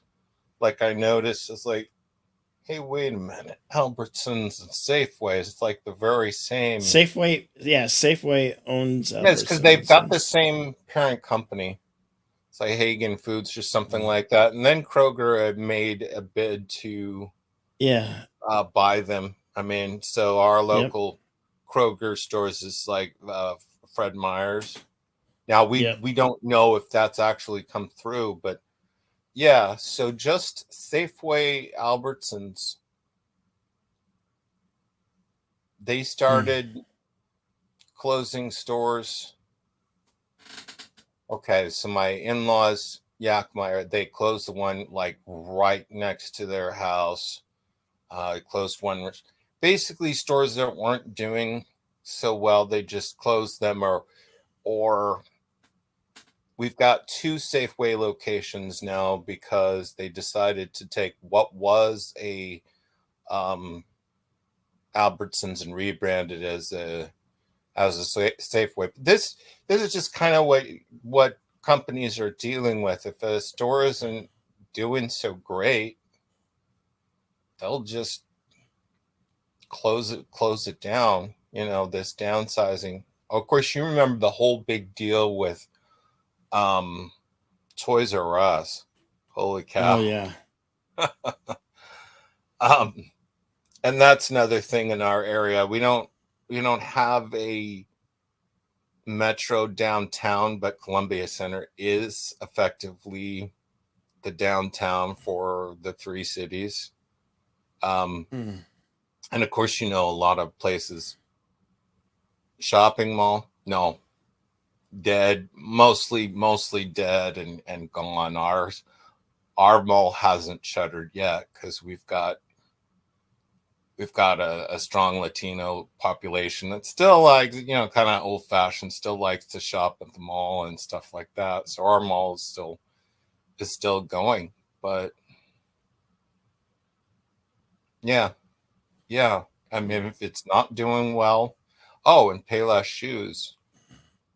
Oh, they So pretty much all gone away. Yeah, I think their original distributor is the same distributor that furnishes Walmart. So, you get what I'm saying is just you go in and it's like, why would I get this over here when the same stuff's being furnished over it? Well, that's kind of what clobbered Toys R Us. Was they couldn't get into the online market, and so the big box like Walmart and others were just crushing them. Mm-hmm. So yeah, if you can't keep up with the times and the way people are shopping, I mean, from where Simi's from Yakima, I realized now it was like, how did Montgomery Ward's last there as long as it did, because it's just like they have a very small presence online, but that's all that's left of them. The stores, nope, they're gone, long gone. Mm. I mean, J.C. Penney's, for example, they're still somehow limping along, but I'm old enough to remember both Sears and Penney's when the Right. catalog was a big deal and you had a variety of things. Nope, that's gone. So J.C. Penney's continues, but Mm-hmm. they're not anything like they were in the late 70s and early 80s. They are barely a department store. Sears is all closed, and it's because they're. Do you know what happened with Sears? Their middle Kmart management bought it. Yeah, that I'm still trying to wrap my brain around. Plus, there was middle management just cannibalized things. We're competing, and no, you just destroyed everything. Was what happened. Yeah, there's a YouTuber called The Company Man who does things and what Great happens. channel. Yeah, great channel. Yeah, he does he's young. He's young, but he does his homework. He makes great videos. That's sure. So yeah, if you're wondering, it's like, what's going on? He's done the homework on what's happened with various companies. Oh yeah, he's a good channel to follow for sure. Yeah. Another one that's, there won't be department stores anymore. Probably not. Macy's has been under like bankruptcy. Don't start and yes, because they changed things. So I mentioned Columbia Center. It used to be when it was still the Bon Marché, but that for Macy's, it's federated department stores. So they're like a conglomerate. But it used to be when we first had this mall before Simonization, before they stripped out everything that made a mall unique and then just had this corporate uniform look. Because our mall used to have nice little cobblestone in it, and the thing was like our Macy's, or it was Bon Marché, because again, it's a federated department. There was no upper level you were in the main drag of the mall and you had to go downstairs. So in the 1980s, they built an upper level. We didn't even have like a food court until like the early 1990s. There was just like a number of things that happened. Like our original movie theater there is now PF Chang's. They built a theater now it's Dick's Sporting Goods. Number of things changed, but it's just people have people's shopping has changed. The mall, they started building all these outer shops that didn't connect back into the mall. The newspaper was saying something like, well, we're trying to attract the middle-aged woman that doesn't want to have anything to do with the mall, just wants to get in and get out. So I think that's part of it, that people aren't really shopping to come in and linger and look at things. Plus, we mentioned Walmart already, but also Amazon. It's just really, destroyed the way people shop and where a lot of people want to do things online. Why are you going to go into a store and shop for anything when Amazon Prime is so convenient? Some good points you made, man. What's up, people? Hey, guys. Hey, man. Happy Thanksgiving. God bless you. Yeah, you too, man. Hey, but what that gentleman was saying, yeah, man. I mean, there is so many, nowadays, with all these, with these changes nowadays, it's kind of like nowadays, it's like you can just stay home now and then just order your all your food just from Walmart, and then they just bring it by nowadays. You know what I mean? Either like to all your your groceries and door, shit. or if you're going to do delivery. The thing about that, call me Jack, by the way. Hi. All right, Jack. Nice to meet you, Jack. Likewise, man. All right. It's all good, I've man. been watching how they do delivery. So either, you have it delivered to your door, or you got to schedule a time. Like, Oh, I mean, yeah. but it's changed things, and it is mostly Amazon and these big stores. It's not for. It's no longer. I told you some people have been sick. Sorry about that. No, That's all right, man. I'm recovering, but it's slow. It's not just the farmer that's like way out in the sticks anymore. They've sold out everybody on what was catalog shopping, but doing it online. Oh, yeah. And I think it's especially Amazon, because it's like, okay, this and this. Oh, okay, it qualifies for Prime. Boom, it's there in 2 days. I mean, I'm still getting used to that. I was like, it's here already. Wow. Yeah, but like also like nowadays well, because my folks are up there in age now. My parents are boomers, so mid Yeah, 70s. yeah. Same here. So it's like they would rather just go on their phone now and then go to Walmart app or or the Bonds app, and My then all their sister stuff, now, right, we're still is teaching them to just do that. delivered. Exactly right like there. you're saying. They don't want to go out and shop. If they can have Oh it delivered, no. it's so much easier. Yeah. And, we've just had a bit of a challenge to say, okay. So you like Walmart? It's a new era now, bro. It's a new era now. Yeah.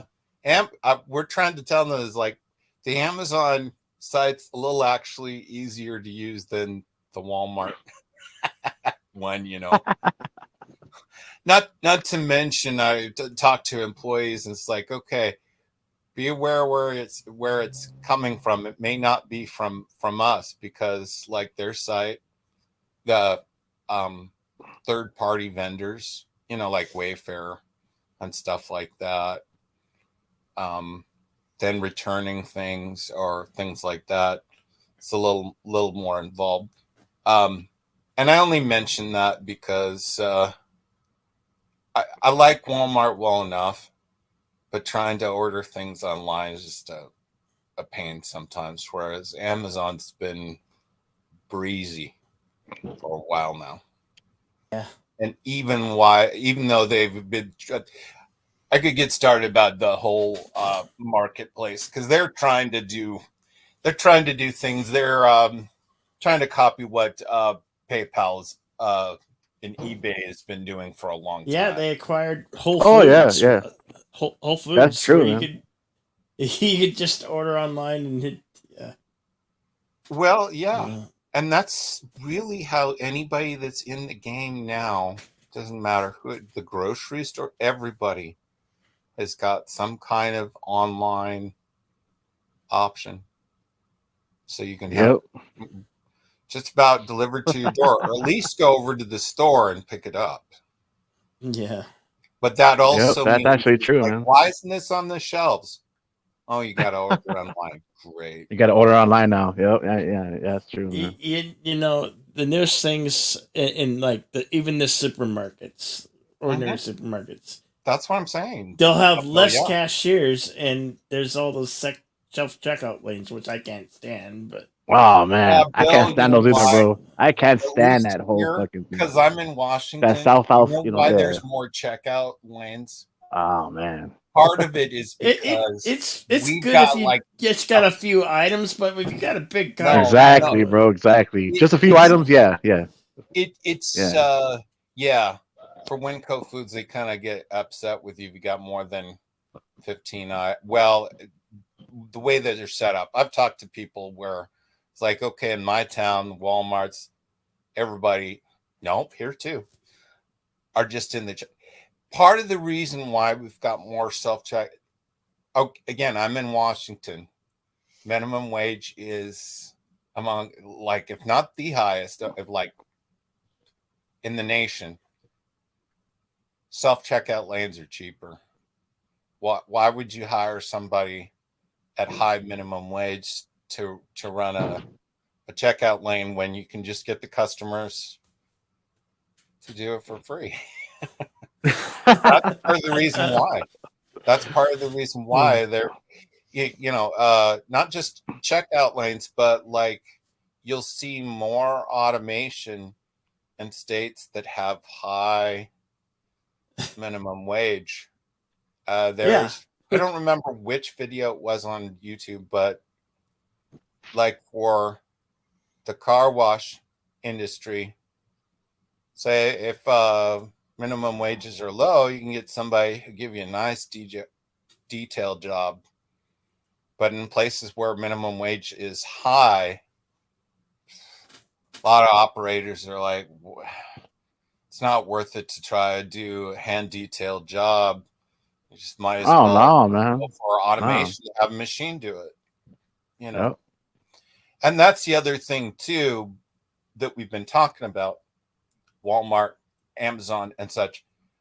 Everything's pushing to more automation. Have you seen kind of the stuff, the experimental, the trial stuff that Amazon and other places have tried out? I mean, like in Seattle, for example, I've yet to see this with my own eyes. I will. I can do it. It's not too far away. 4 hours west. But like you go into a store and then it's just like practically a vending machine store almost, where you go, you just pick, there's nobody there. You take your stuff and then you go to your checkout, tap your card, the newer RFID payments, and then you're out of there. Or like, parts of Japan is now. It's like, yeah, you get a number of things right out of a vending machine. All the high tech shit now, bro. That's what it is, man. It's all Mhm. high tech shit now, dude. Yep. And then, but you know what though? One thing I will say is this, and I was born in in the 70s, right? But Mhm. I see a lot nowadays with uh the youth nowadays, like who were born in like the 90s or like later on. 2000s, yeah, like Yeah. yeah. Hey, look, they do not even know how to have a conversation with people anymore, man. I Our swear to kids God, are man. looking at their phones. It's like they just Their heads text in and the screen. shit, Yeah.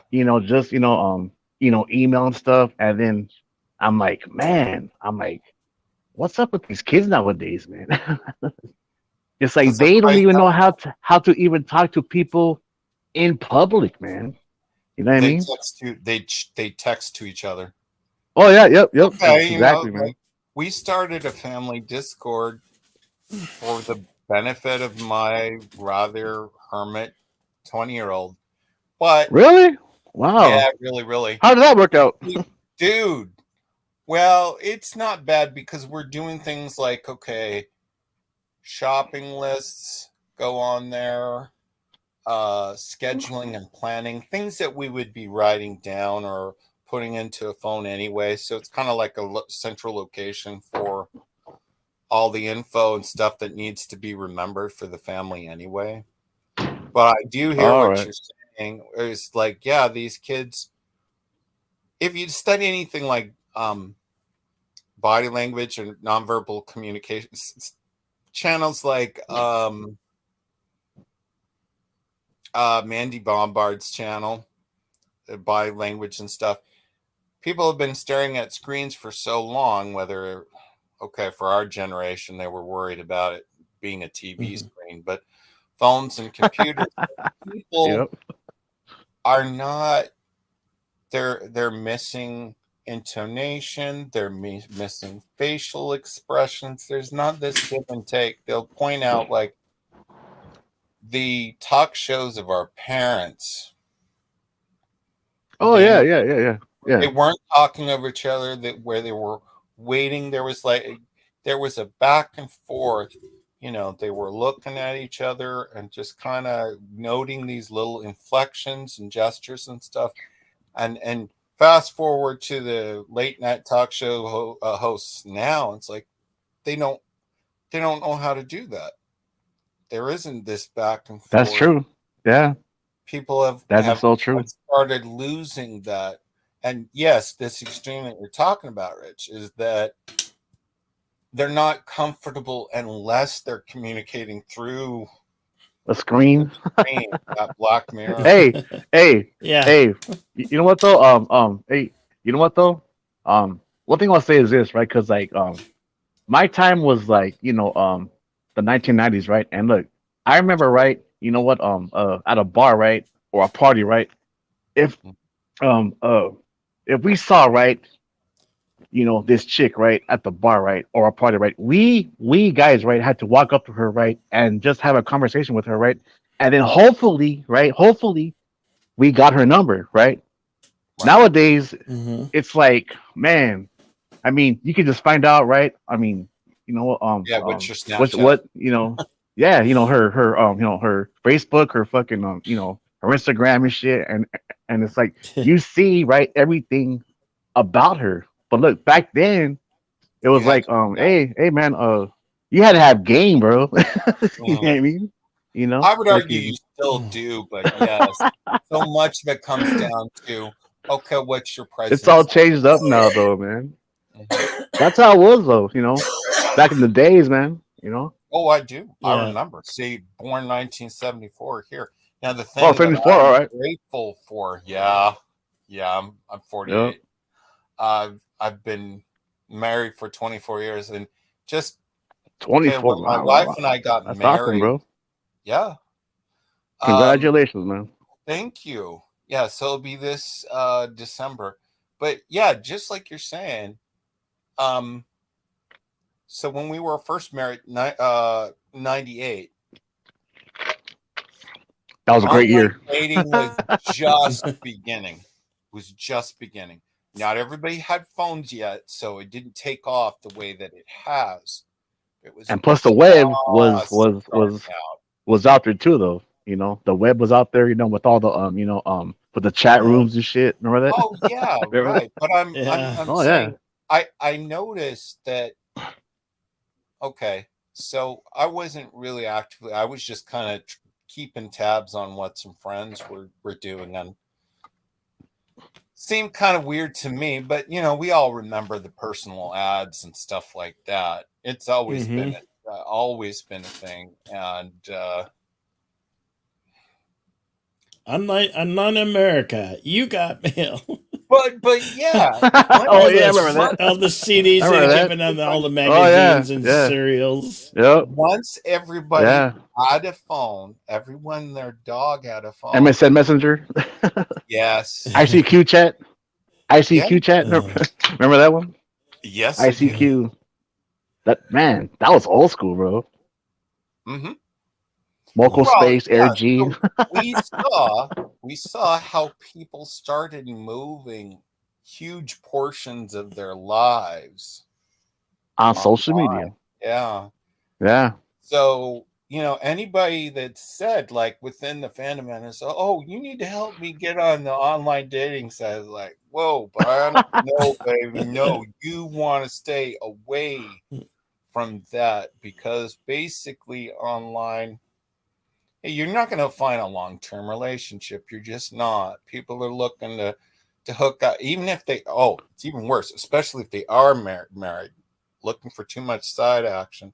It's like, Yeah. you're looking for, somebody to look after you and your kid. No, don't do it. Hey, well, look, you know what though? Out of all my years on social media, like the mid late 1990s, I've actually known Oh, we lost your audio. Oh, we lost his Communication audio. dropped out, man. Yeah. What happened? I know. Like, Well, the hey, funny son of thing red about shirt. that, Bill, that I'll mention, at least as far as pulling back to the holidays, have you ever noticed? I haven't tried it out myself, but like, just go on Facebook, straight up lie and say, today's my birthday. Watch and see how many people wish you happy birthday, because they're really not thinking. Nobody says, hey, wait a minute, I thought your birthday was this time.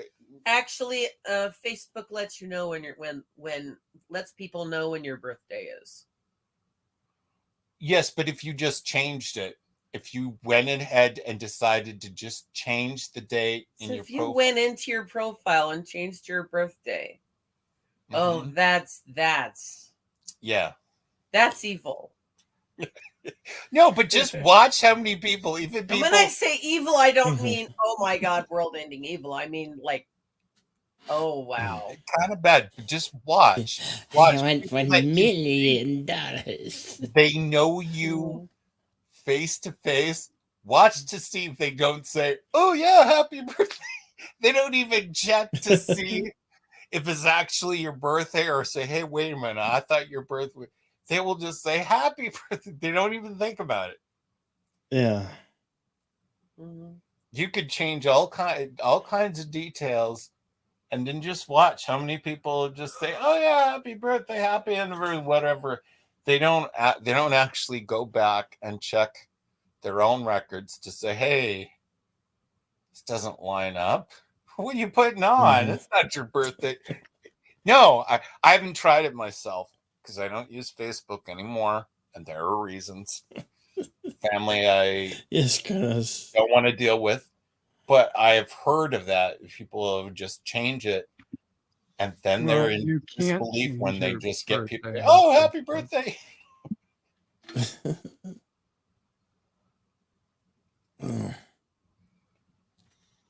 Another testament of how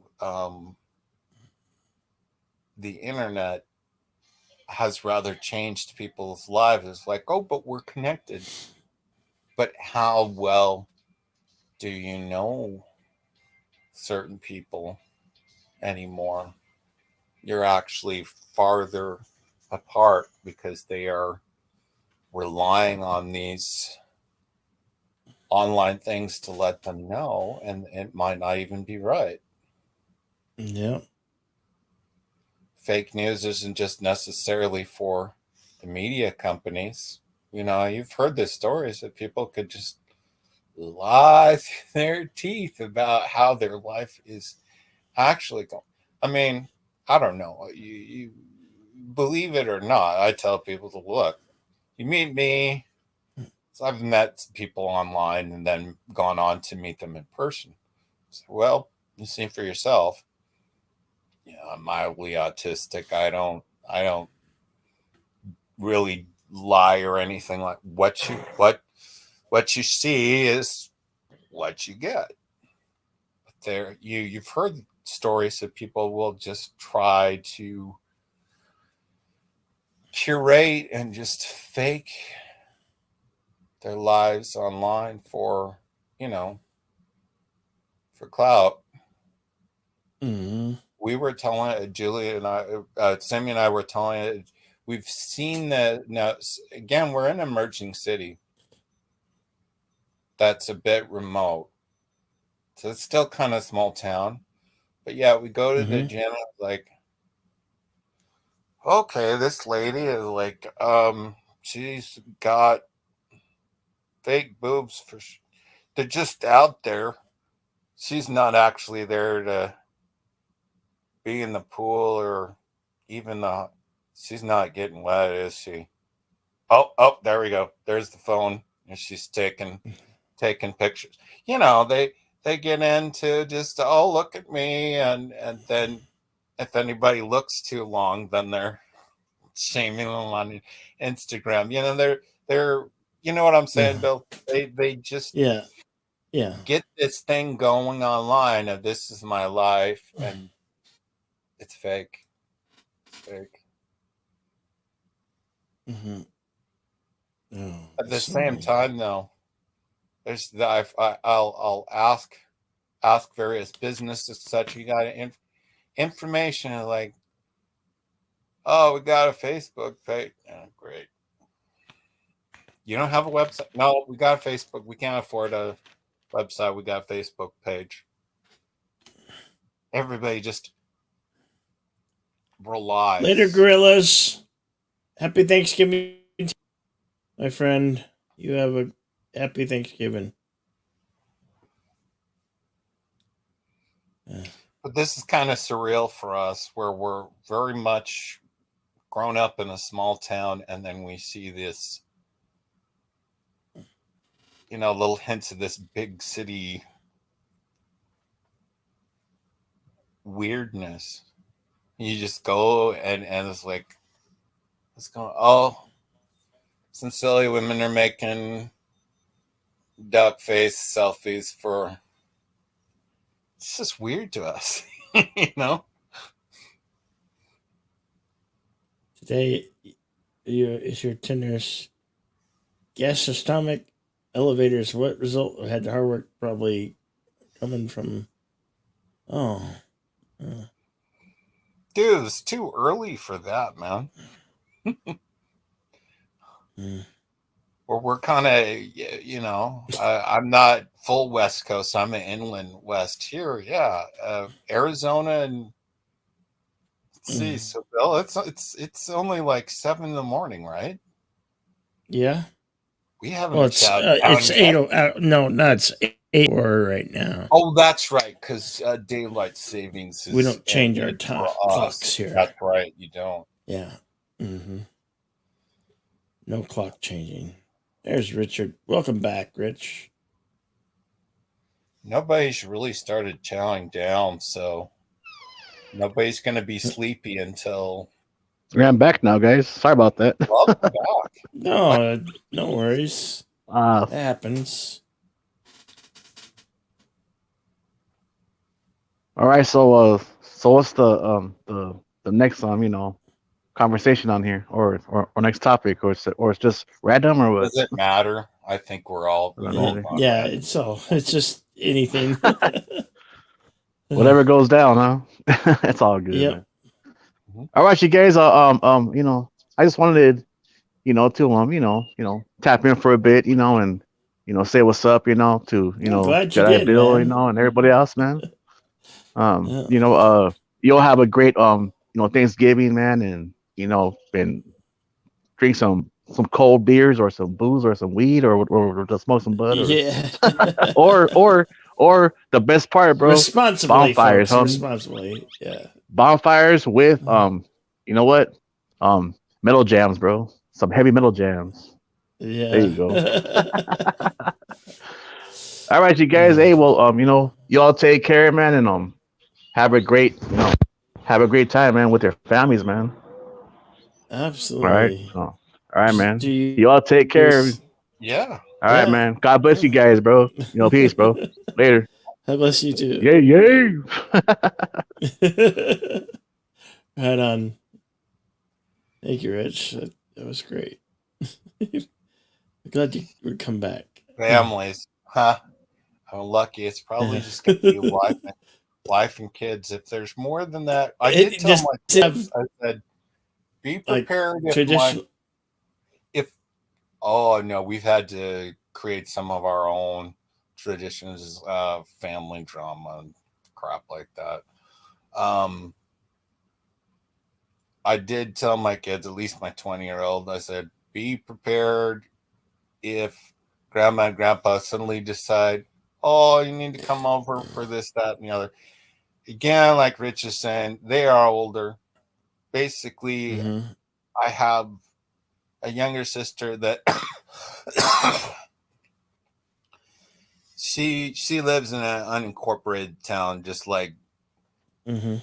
practically just hop, skip, and a jump away. But she said, "Hey, mom, dad, why don't you come over to my place for Thanksgiving?" And the heavens parted, the earth rolled together, and she said yes. Instead of, oh no, we're gonna do our own thing.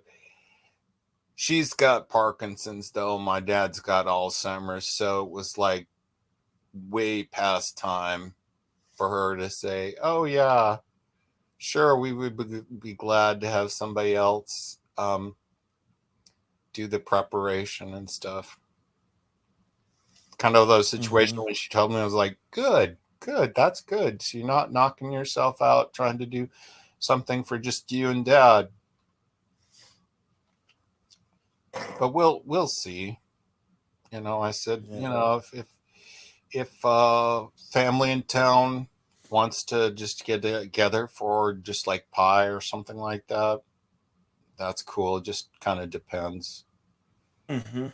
But because of just various drama and problems in family, I've told people it is okay to start your own traditions. And as I've shared them, of course, people overseas, over in British Isles in Europe, they would be like, okay, so of course, Bill, that for us here in the States, Christmas lights are coming up and it's big. They're like, whoa, we don't have anything.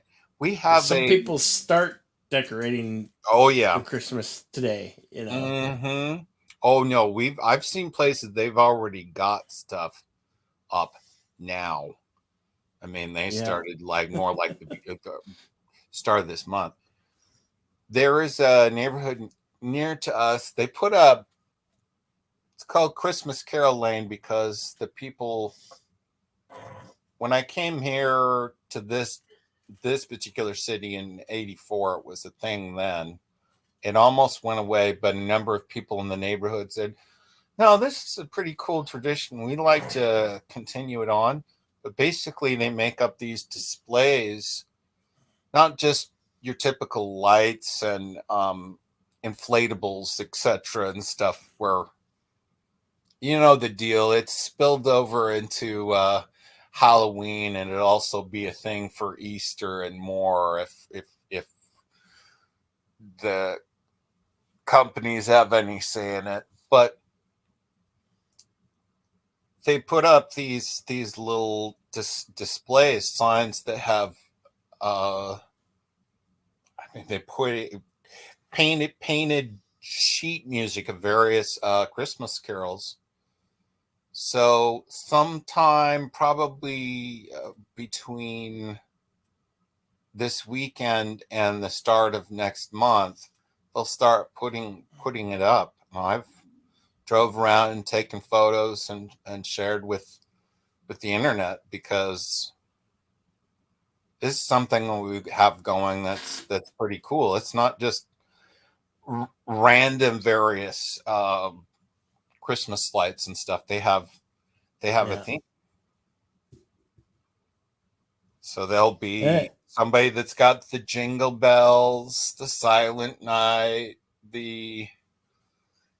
there are a few displays where it's like, wait a minute, what does that have to do with the song? Oh, well, they just wanted to, a couple of people that have done Calvin and Hobbes setups and stuff like that. Somebody that's got grandma got run over by a reindeer and everything. Yeah. There's different light displays. Yeah. Yes. They have something very specifically thematic. Good morning and happy Thanksgiving to Low Specs Limit Laptop. Lilac Sirback. Happy Thanksgiving to you, sir. Good morning to you. Hope your day's starting off well. And I need to get in the habit of doing that again, because I don't know about you, but if you looked around like Halloween, people had like big light displays for like Halloween and stuff. Yeah. Like in my folks' big light shows. It's become big. Yeah. So I need to go around and start taking some pictures and showing all the Brits and Europeans, like, come on, you guys, you want to get on board. This is pretty cool. It is kind of commercial. It's always been commercial, but it's fun. And as I've shared it, people are like, whoa, this is kind of neat.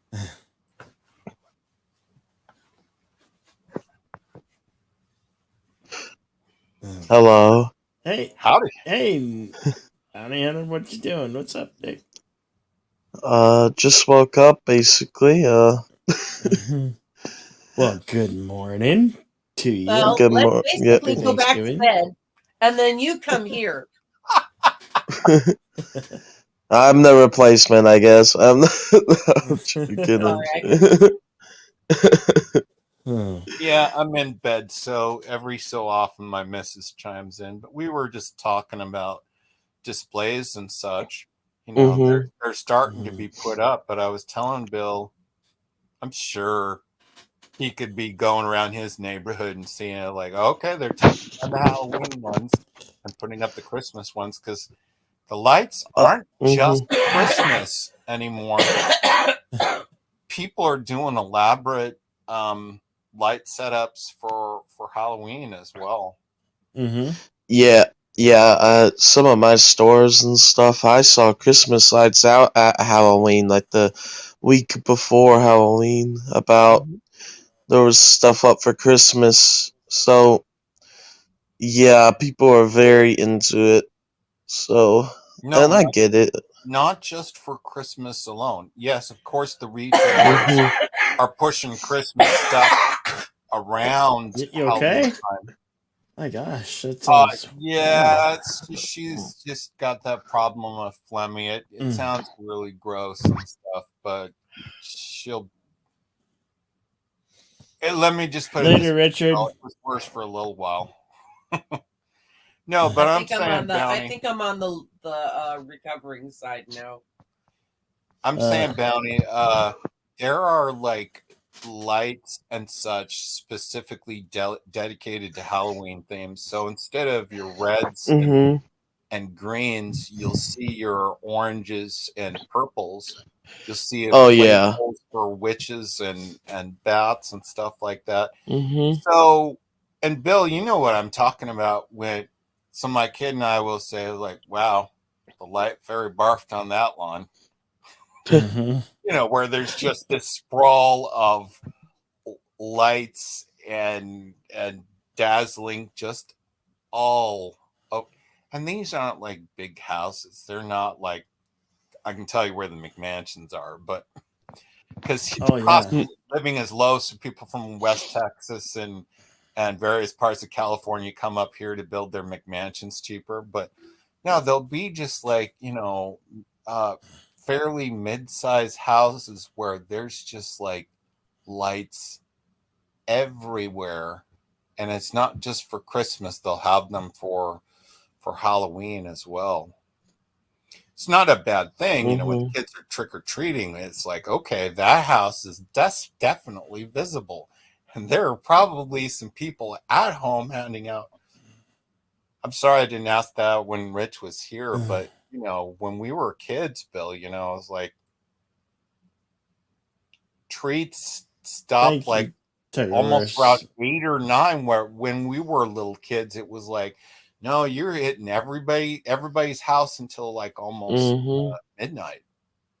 Yep. What's up, Mhm. Philip Gaming? Morning. The Tuckerverse in the house.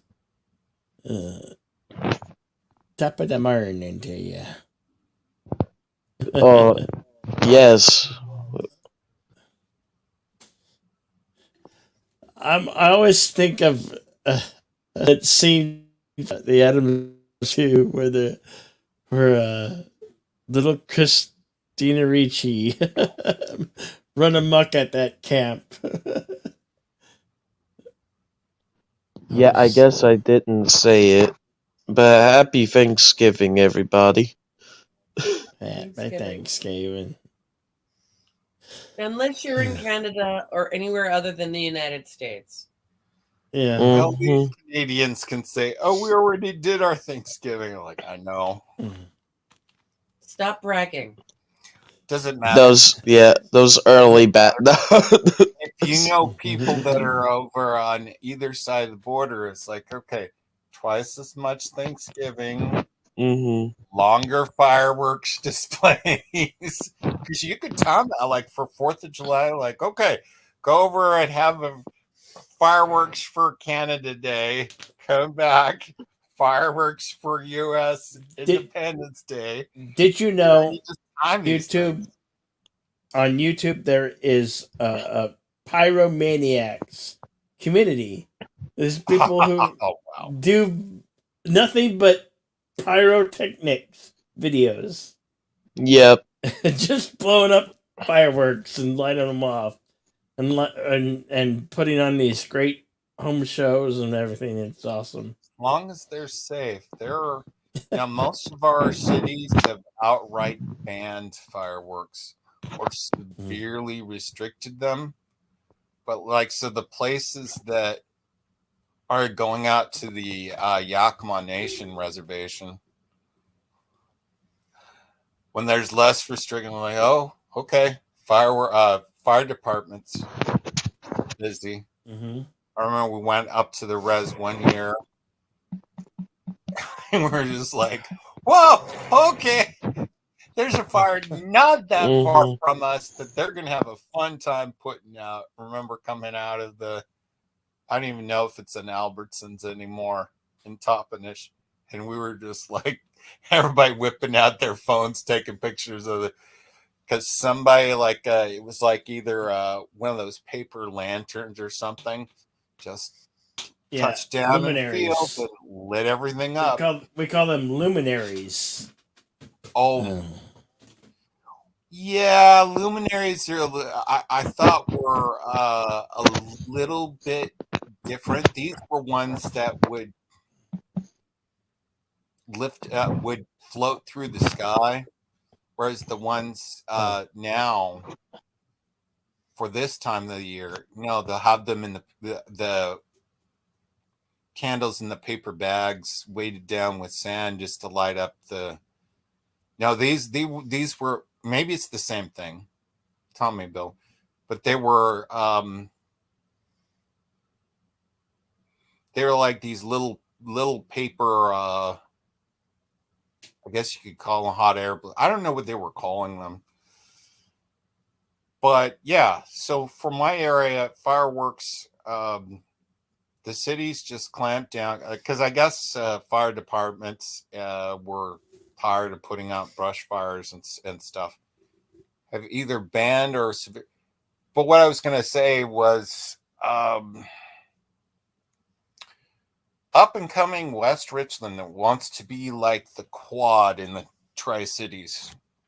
Used to be just a little cow town, but it's kind of grown with the Hanford site, Department of Energy. They didn't restrict fireworks. So every so often there would be a headline of somebody was dumb and got himself killed. Because some of these pyrotechnics, they're like TNT levels. Yeah.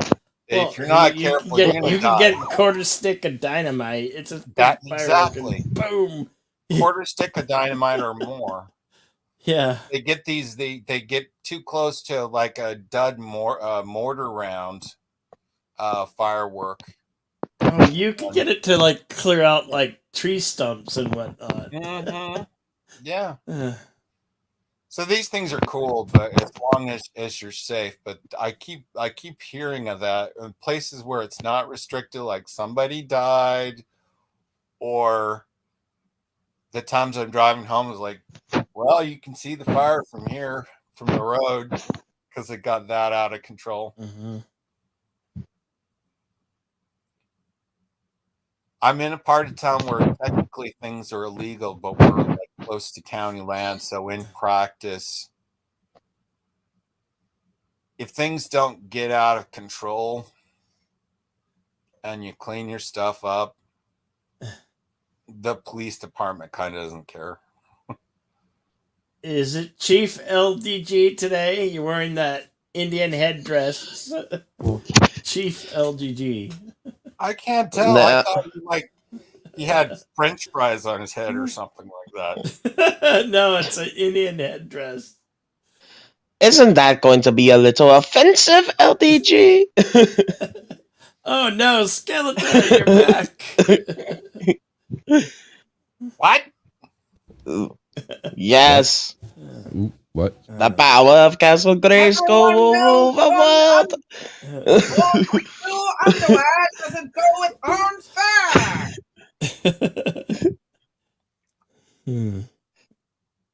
LDG is doing cultural appropriation.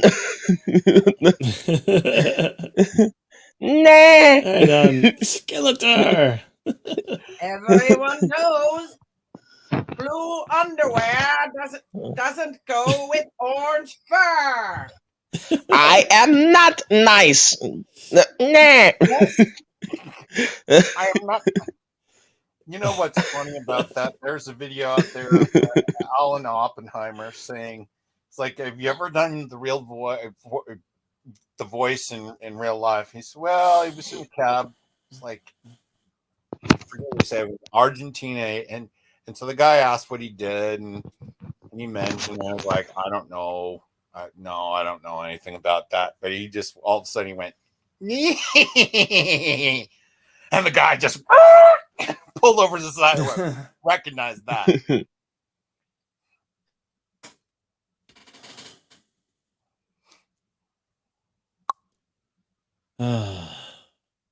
He's done there we a go. ton of voices for Filmation, but it's true. It's a Skeletor that everybody knows. It's the most old shows, and it's like, wait a minute, like Flash Gordon is like, wait, why does that dude kind of sound like Skeletor? Oh well, that's because he's voicing that particular character. Mm-hmm. No one is stronger than me, Kronos. You should know.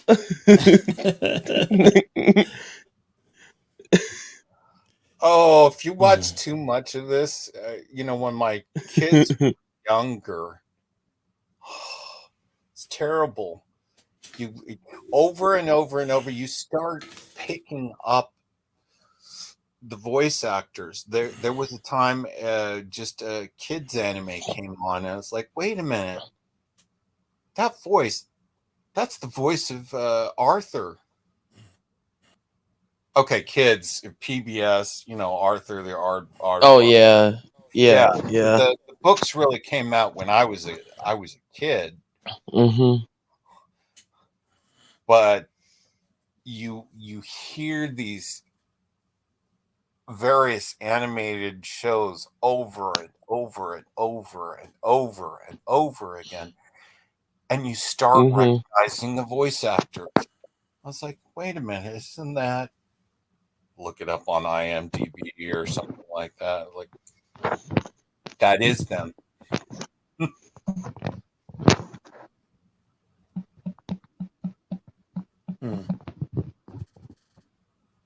Oh, hey, here's something. Who was it? The voice actor that died just recently. I'm trying to remember. Kevin- Kevin Conroy. Thank you, Bill. Ken Carter. Yes. Batman. Well, see, it was such a big deal when Casey Kasem died. Yes, now Kevin Conroy. When Peter Cullen and Frank Welker. I mean, because Frank Welker, you all remember when Mel Blanc died. That was big. People, Yeah, I know that was voice sad. actors that not only are they remembered, He they did just so got many brilliant. of the Looney Tunes. I'm gonna get up and you can take this out of bed, okay?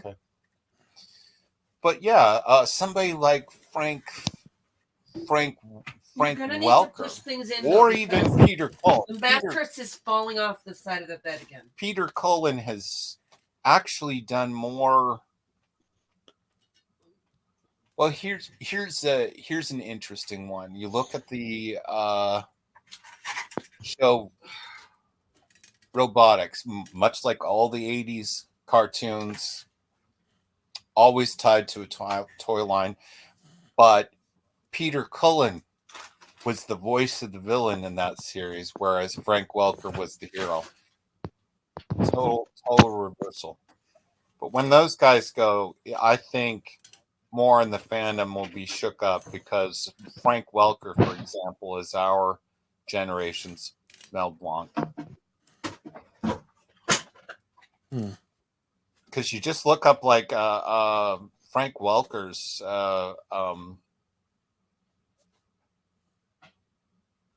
resume and all the characters he's always, up until recently, why they decided they needed somebody else for the voice of Fred.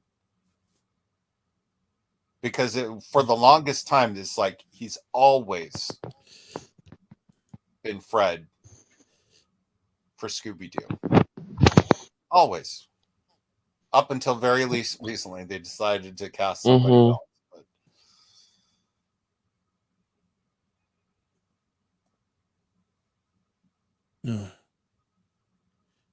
Crypt Keeper sounds about the same, says Kronos. Oh, of course, the other thing, I hate to double down on the depressing topic. I asked Simi about this. She said, yeah, it's been all over TikTok. I hadn't heard about Jason unlifing himself. Yeah. Tommy Oliver. I was like, whoa. I was never that big into Power Rangers. My favorite series was Ninja Storm. And that was kind of about it. I make fun of her because she liked the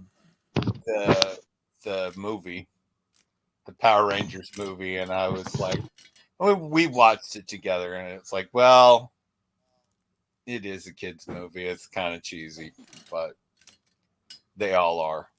But for him to, and I'm just picking through this. I found out through it was Midnight's Edge stream that I found out. I don't really keep up the news, and just heard this. And I was Yeah. like, oh, okay, I'm gonna have to check this out. And no surprise, TMZ has got most of Mhm. the main details to start. So I'm picking out. I was like, why? Mhm. Oh, trouble with his ex-wife. Damn. Yeah. Mhm. There's been a lot of bad deaths happen Yeah, well, recently, so days are always the toughest. oh for But sure. This I is one of my so toughest years for sure though. Kevin Conroy was like a part of my childhood. I was Batman obsessed. I have like almost every Arkham toy or game, or I've watched all the animated series Batman Beyond. So when I heard that he was gone, I was like, no, that can't be. That's a hoax. yeah. That's something people are just saying because, to just trick somebody. But when more reports started coming out and they said Kevin Conroy dead at 66, and all this, I'm like, my gosh, it's real. And when no, I saw no, that, I no. was like, I'll what? tell you something. The hoaxes I found out. Now, this is where I put my tinfoil hat on a little bit, so you can take it as you will. The Mm-hmm. hoaxes are threats. The Yeah. people that are bound in the industry by, the slimier contracts, it's basically, if you don't shut up about us, we'll make sure that this is not a hoax anymore, that you will die. Mm-hmm. Because there's things where it's like, oh, it was an overdose or this, that, and the other. It's like, my research is like, no, not always. Mm. The point I was going to make, though, is that the industry is tough with the corruption and the stuff where there's an honest to goodness. For those that get into the $35 million club and stuff, the contracts and the deals that they make to get there, oh, that person would end, they're weak. No, they're not. Like Dave Chappelle told Lipton, no, you got to be strong to be in Mm-hmm. this industry. Yeah. Why, Randy Quaid? No, he's probably not crazy. There were probably, people he got involved with suddenly decided, well, nope. Some are saying that about Jim Carrey. He's Jim Carrey is compromised. The kind of stuff that he's painted is like, oh, geez, look at the symbols. Come on, you guys. He's in with them. And so the hoax with him was just them saying, you're saying too much. You keep talking. This hoax is going to be. These people, they talk about, oh, I missed my father, I missed my mother. It's because these people with these contracts, it's like, oh, okay, well, we'll make you famous, but we want something. This member of your family has to die, or we want to predate on this family member, that kind of thing. I mean, I think there are instances where people die, but like Anne Hesh, yeah. she didn't want to die. She didn't want to die, and she was just, there's certain details like she was pretty well murdered. She was trying not to die to the very. That's the thing, and I try not to talk to about too much because Don Bluth is like a Later, close Kronos. family relative, and he's gotten involved. And the only reason why I know was I went through the genealogy records, and it's like he's trying to erase himself. Something's going on, and he's trying to protect the rest of us, but he doesn't know me. Yeah. Things is like, nope, this doesn't add up. This is weird. Something's going on. I want to know. So Nick, you're gonna be celebrating with your family today? Yes. Sorry. Wait. Good. Yes, I am.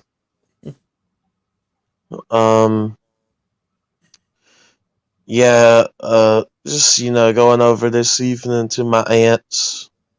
She's doing something for Thanksgiving, just a meal and stuff. So yeah, we're gonna do that. Have a pretty good time, and then just gonna do Black Friday with a friend and see what else happens from there. I'm looking at your Just appetite. Very good. Are you having gonna a pretty. yell Cobra? Over. You insolent fool! Of course, I will yell Cobra to the day I die. Interesting. I was talking about voices, and I actually found out Chris Latta he did a number of other voice characterizations. Now, his ones that were Starscream or Cobra Commander, like that was popular, but he did a lot of other voices as well too. Stop stuttering like a lit toaster. That I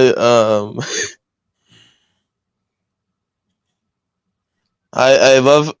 I guess I'm just Skeletor, Cobra Commander. It seems like I'm always near the villains that have this type of voice. Because they're more fun. They don't give the heroes interesting voices. They give the villains interesting voices. Yeah. Very rarely, I mean, yes, you have your Optimus Primes, but most of the time the hero does not have an interesting character voice. And the voice actors have even mentioned, the voice actors claim that with Transformers the movie was when that they feel they kind of started the push to start using more celebrities for voice actors. I remember some of them saying, when Judd Nelson was Hot Rod, the voice actor that picked up from him said he doesn't have a characteristic voice. I have nothing to copy. His voice is not particularly special, so there's nothing really to emulate. I mean, sometimes there is. I mean, the newer productions of Garfield and Friends, I was like, yeah. Sounds like so music, but wait a minute. Yeah. There's something. Oh, Frank Welker's voicing Garfield here. Okay, that explains things. Well, I was like, that sounds like Frank Welker. It is Frank Welker. Oh, but he's doing such a really good job of imitating Lorenzo music. So if somebody's got like a characteristic voice that they can copy, but yes, for villains, Chris Latta's a snake type voice and Alan Oppenheimer's, as they've gone back to Alan, it's like, all right, now we want you to do Papyrus from Undertale as Skeletor. So yeah, he's on camera. I am the great Papyrus. There's just something more about those voices. They're interesting and characteristic that these voice actors do. Yeah. Tons of other voices. It's these ones that everybody remembers.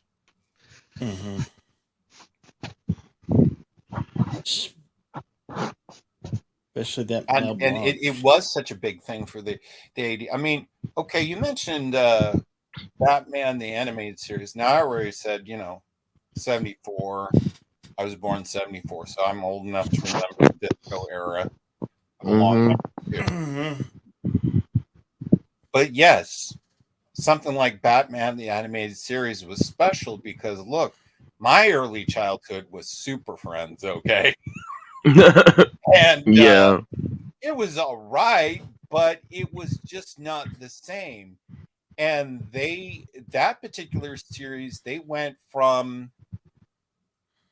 had a regular actor for Batman, but then they decided later in the game to go back to Adam West. Yeah. Yeah, but for the longest time, Robin was Casey Kasem. Seriously. And he'd done tons of other things, so it was either listening to Casey Kasem in Hanna-Barbera Yeah. Productions. Either Josie and the Pussycats is Alexander, or everybody knows it's Shaggy, of course. Yeah, with Batman, I could talk for hours about anything Batman. I could go back to the 30s, or the 30s to now with Batman, because that's how much I love the character. I know a lot about Batman, so I'm saying I think that yeah. animated series really did something to revive the franchise, because I'm telling you, there wasn't very much. Now, the Superman animated series that came along the same time didn't get the same traction.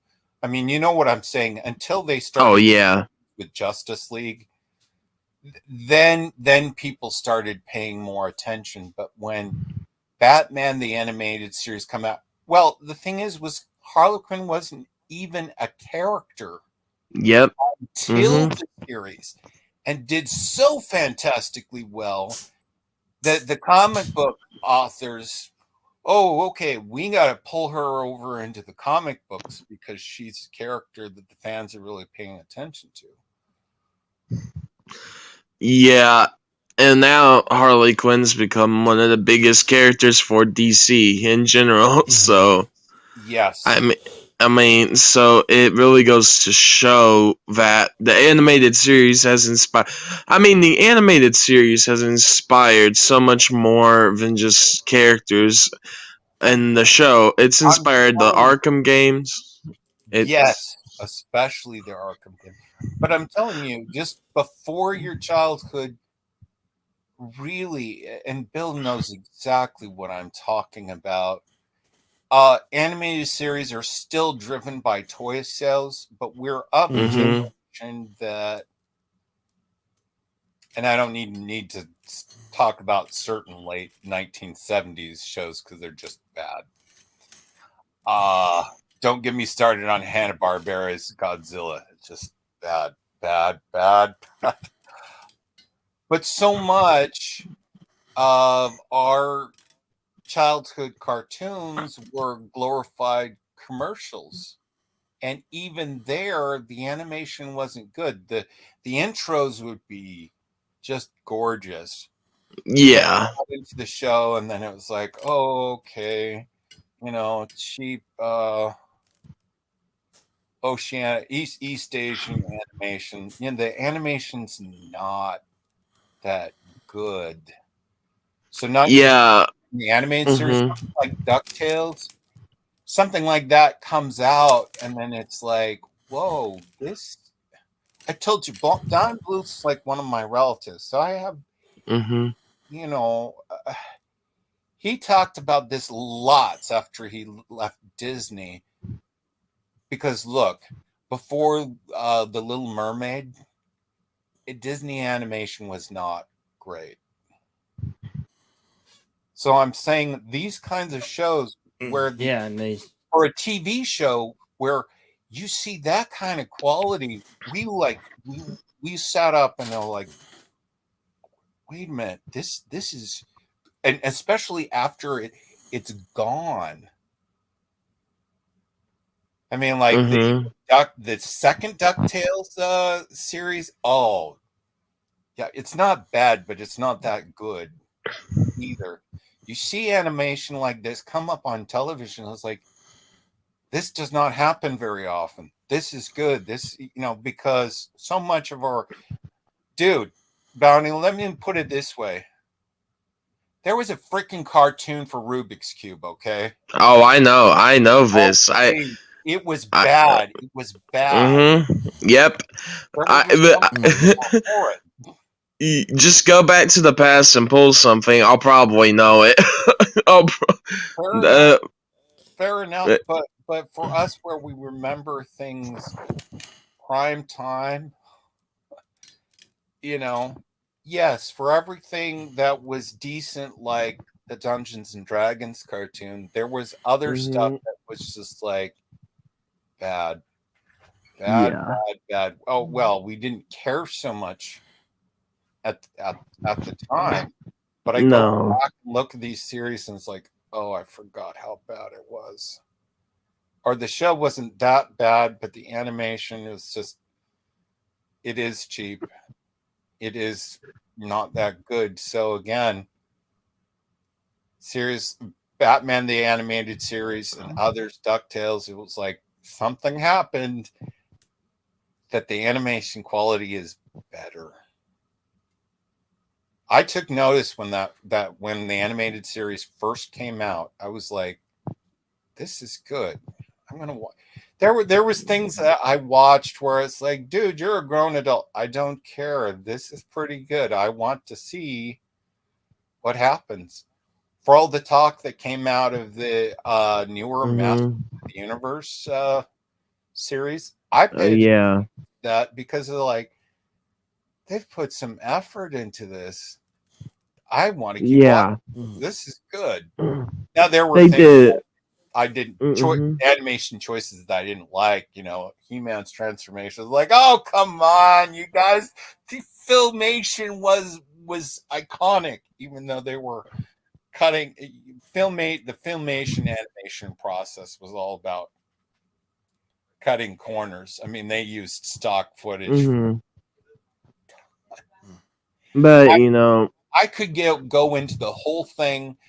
Simi's not here anymore, but we basically were super surprised, pleasantly surprised, when anime really started taking off. I mean, because when we were newly married, it was still such a niche thing, but then to see it take over the mainstream, we were like, whoa. Okay, yeah, oh, it has weren't for expecting sure. this. Oh, yeah, I mean, there's so many things now with different animes or different things out there. I mean, Because our childhood, it was like yeah. Mobile Suit Gundam, or what was called was being called Robotech over here. Voltron didn't really catch much. Speed Racer, but you know things were fledgling. Or somebody on Midnight's Edge mentioned Star Blazers the other day. Yeah, I mean, like if you look up at or sorry, just look up this one of the most popular animated films right now is anime. It's One Piece Film Red. People want to watch that, and it's a very good movie. And it doesn't have any weird stuff in it. It's not trying to push anything. It's just a movie. You go in, you watch, and you leave, and it's a good movie. We So, jumped on that train as soon as it was coming along. We went to convention and sat in the anime room. They were screening Spirited Away. oh yeah, Sat down for that. And was like, this is good. We found out about Studio Ghibli, and for the short time that we were subscribed to Netflix, we went through.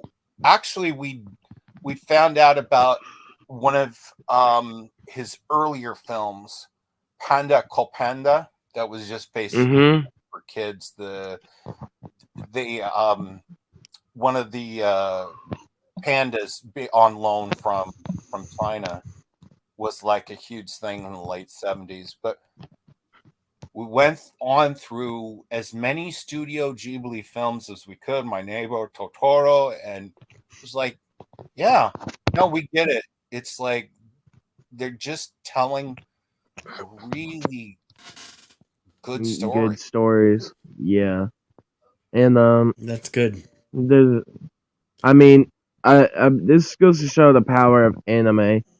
That One Piece, a show that has survived since '99, and has had almost 1,000 episodes consisting of 20 seasons. That goes to show you how the power of anime in the world right now.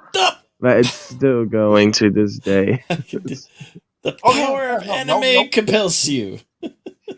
The power of anime compels you to join Cobra. Yes, you will join Cobra right now. Well, that's the nice thing is our convention is coming up around President's Day, and Mm-hmm. not all of it will be good. We've sat in just to see what's being screened. Our local convention's kind of a catch-all. Yeah. Started out with high fantasy, science fiction, but it's just kind of grown to encompass everything.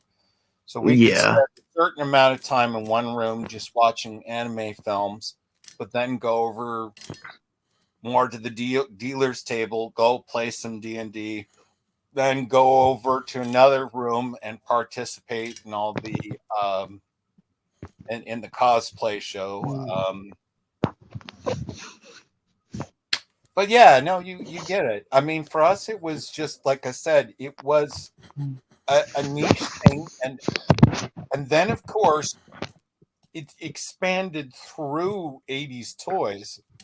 Oh yeah. Because, well, yeah, you look at the original Transformers. It's the older anime styles. Oh, for sure. Yeah, Yeah, most.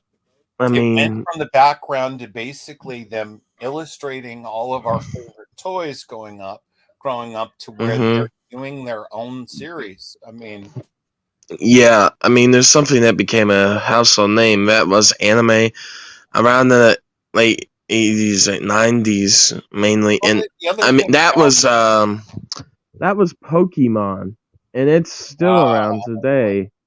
I don't do And card games, but yeah. yeah. The other thing, Bounty, that I have you looked into the history?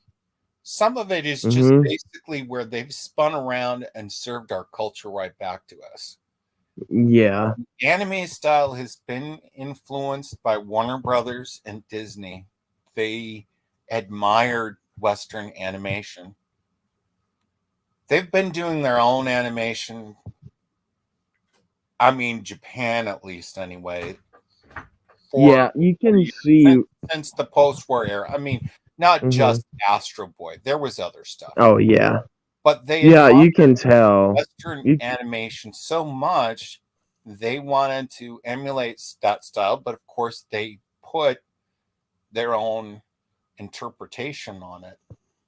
I mean, I've looked at some of the series and then it's like, well, they see all the characters as Japanese, but you look at them and they're absolutely Western. I mean, it's something like Cowboy Bebop, Oh yeah, especially. like if you look up like One Piece characters for different characters, some like the And main I character, yeah, really, the main.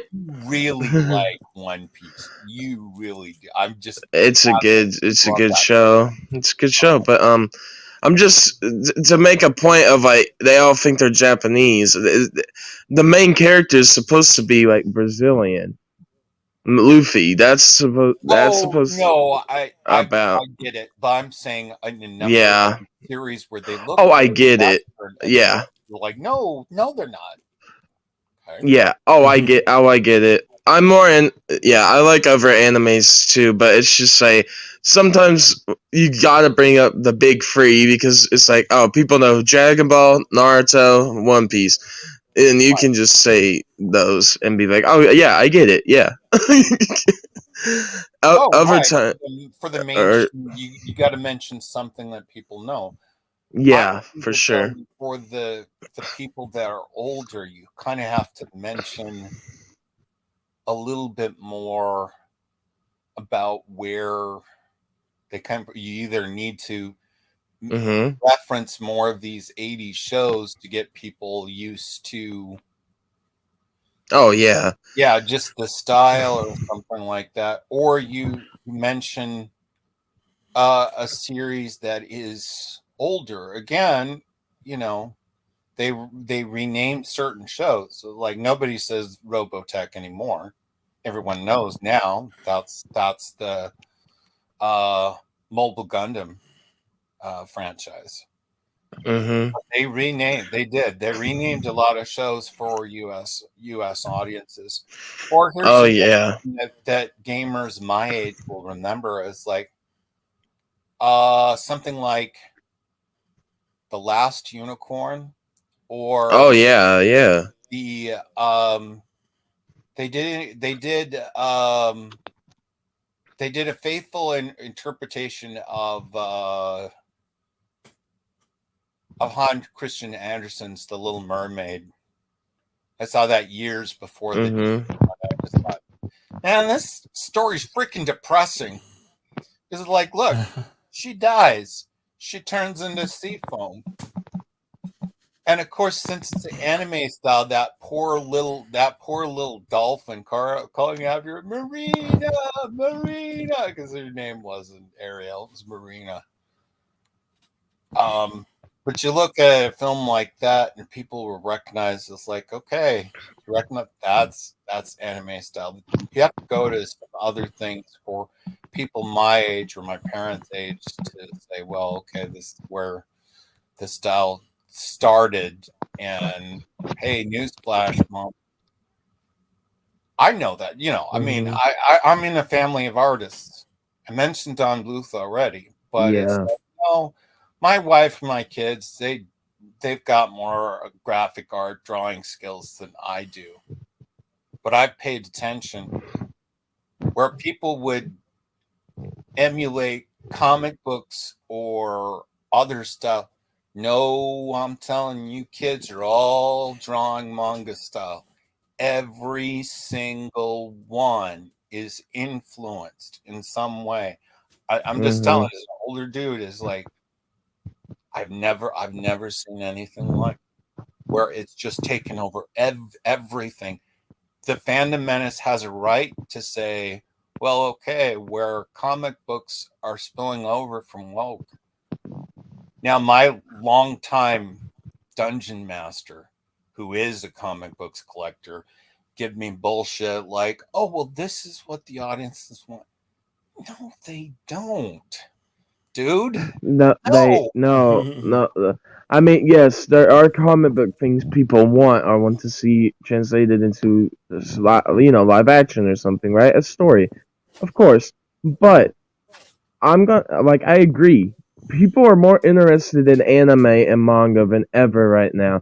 If you look at the charts, the sales, if you look at everything that you can find, if anime is more popular, it is.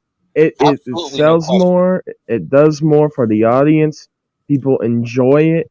I mean, this is why the big three, Studio Ghibli, stuff like Cowboy Bebop, everything is succeeding in a way to Well, where people see, are the like, thing I'll tell let's you, go. Tony, is he has no room to talk because Yeah. his partner, well, intents and purposes, even though they're not married, she's practically his common law wife because they've been together than Timmy and I have been. Mhm. I mean, so over 25 years.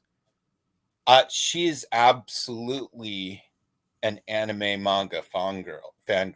Yeah. She does her own sketches and stuff. She's influenced, but she could probably just say, John, no, come on. Anime manga is where that, and he can bullshit and stuff like, oh well, that's what Uh, DC is. I want. No, she's yeah. living proof, living there right with him that she knows the deal. Oh yeah. Oh yeah. I mean, you can walk into a store today and like like a collectible store or whatever, Mhm. or stuff that sells merchandise, and half of it is going to be anime inspired or anime in general. That's what it's going to be, Let me show and you then something. you're going to have American plus international. Can you see there in the background? Yes. Oh yeah. Okay, the one on the left is a little bit newer, but this one, the Oh My Goddess, That we got Yeah. like years ago, like 99. So Yeah. even though we're not super big fans, well, the missus, she's long been about Rumiko Takahashi, so Inuyasha and Ranma One Half. Mm-hmm. Yeah. Yeah.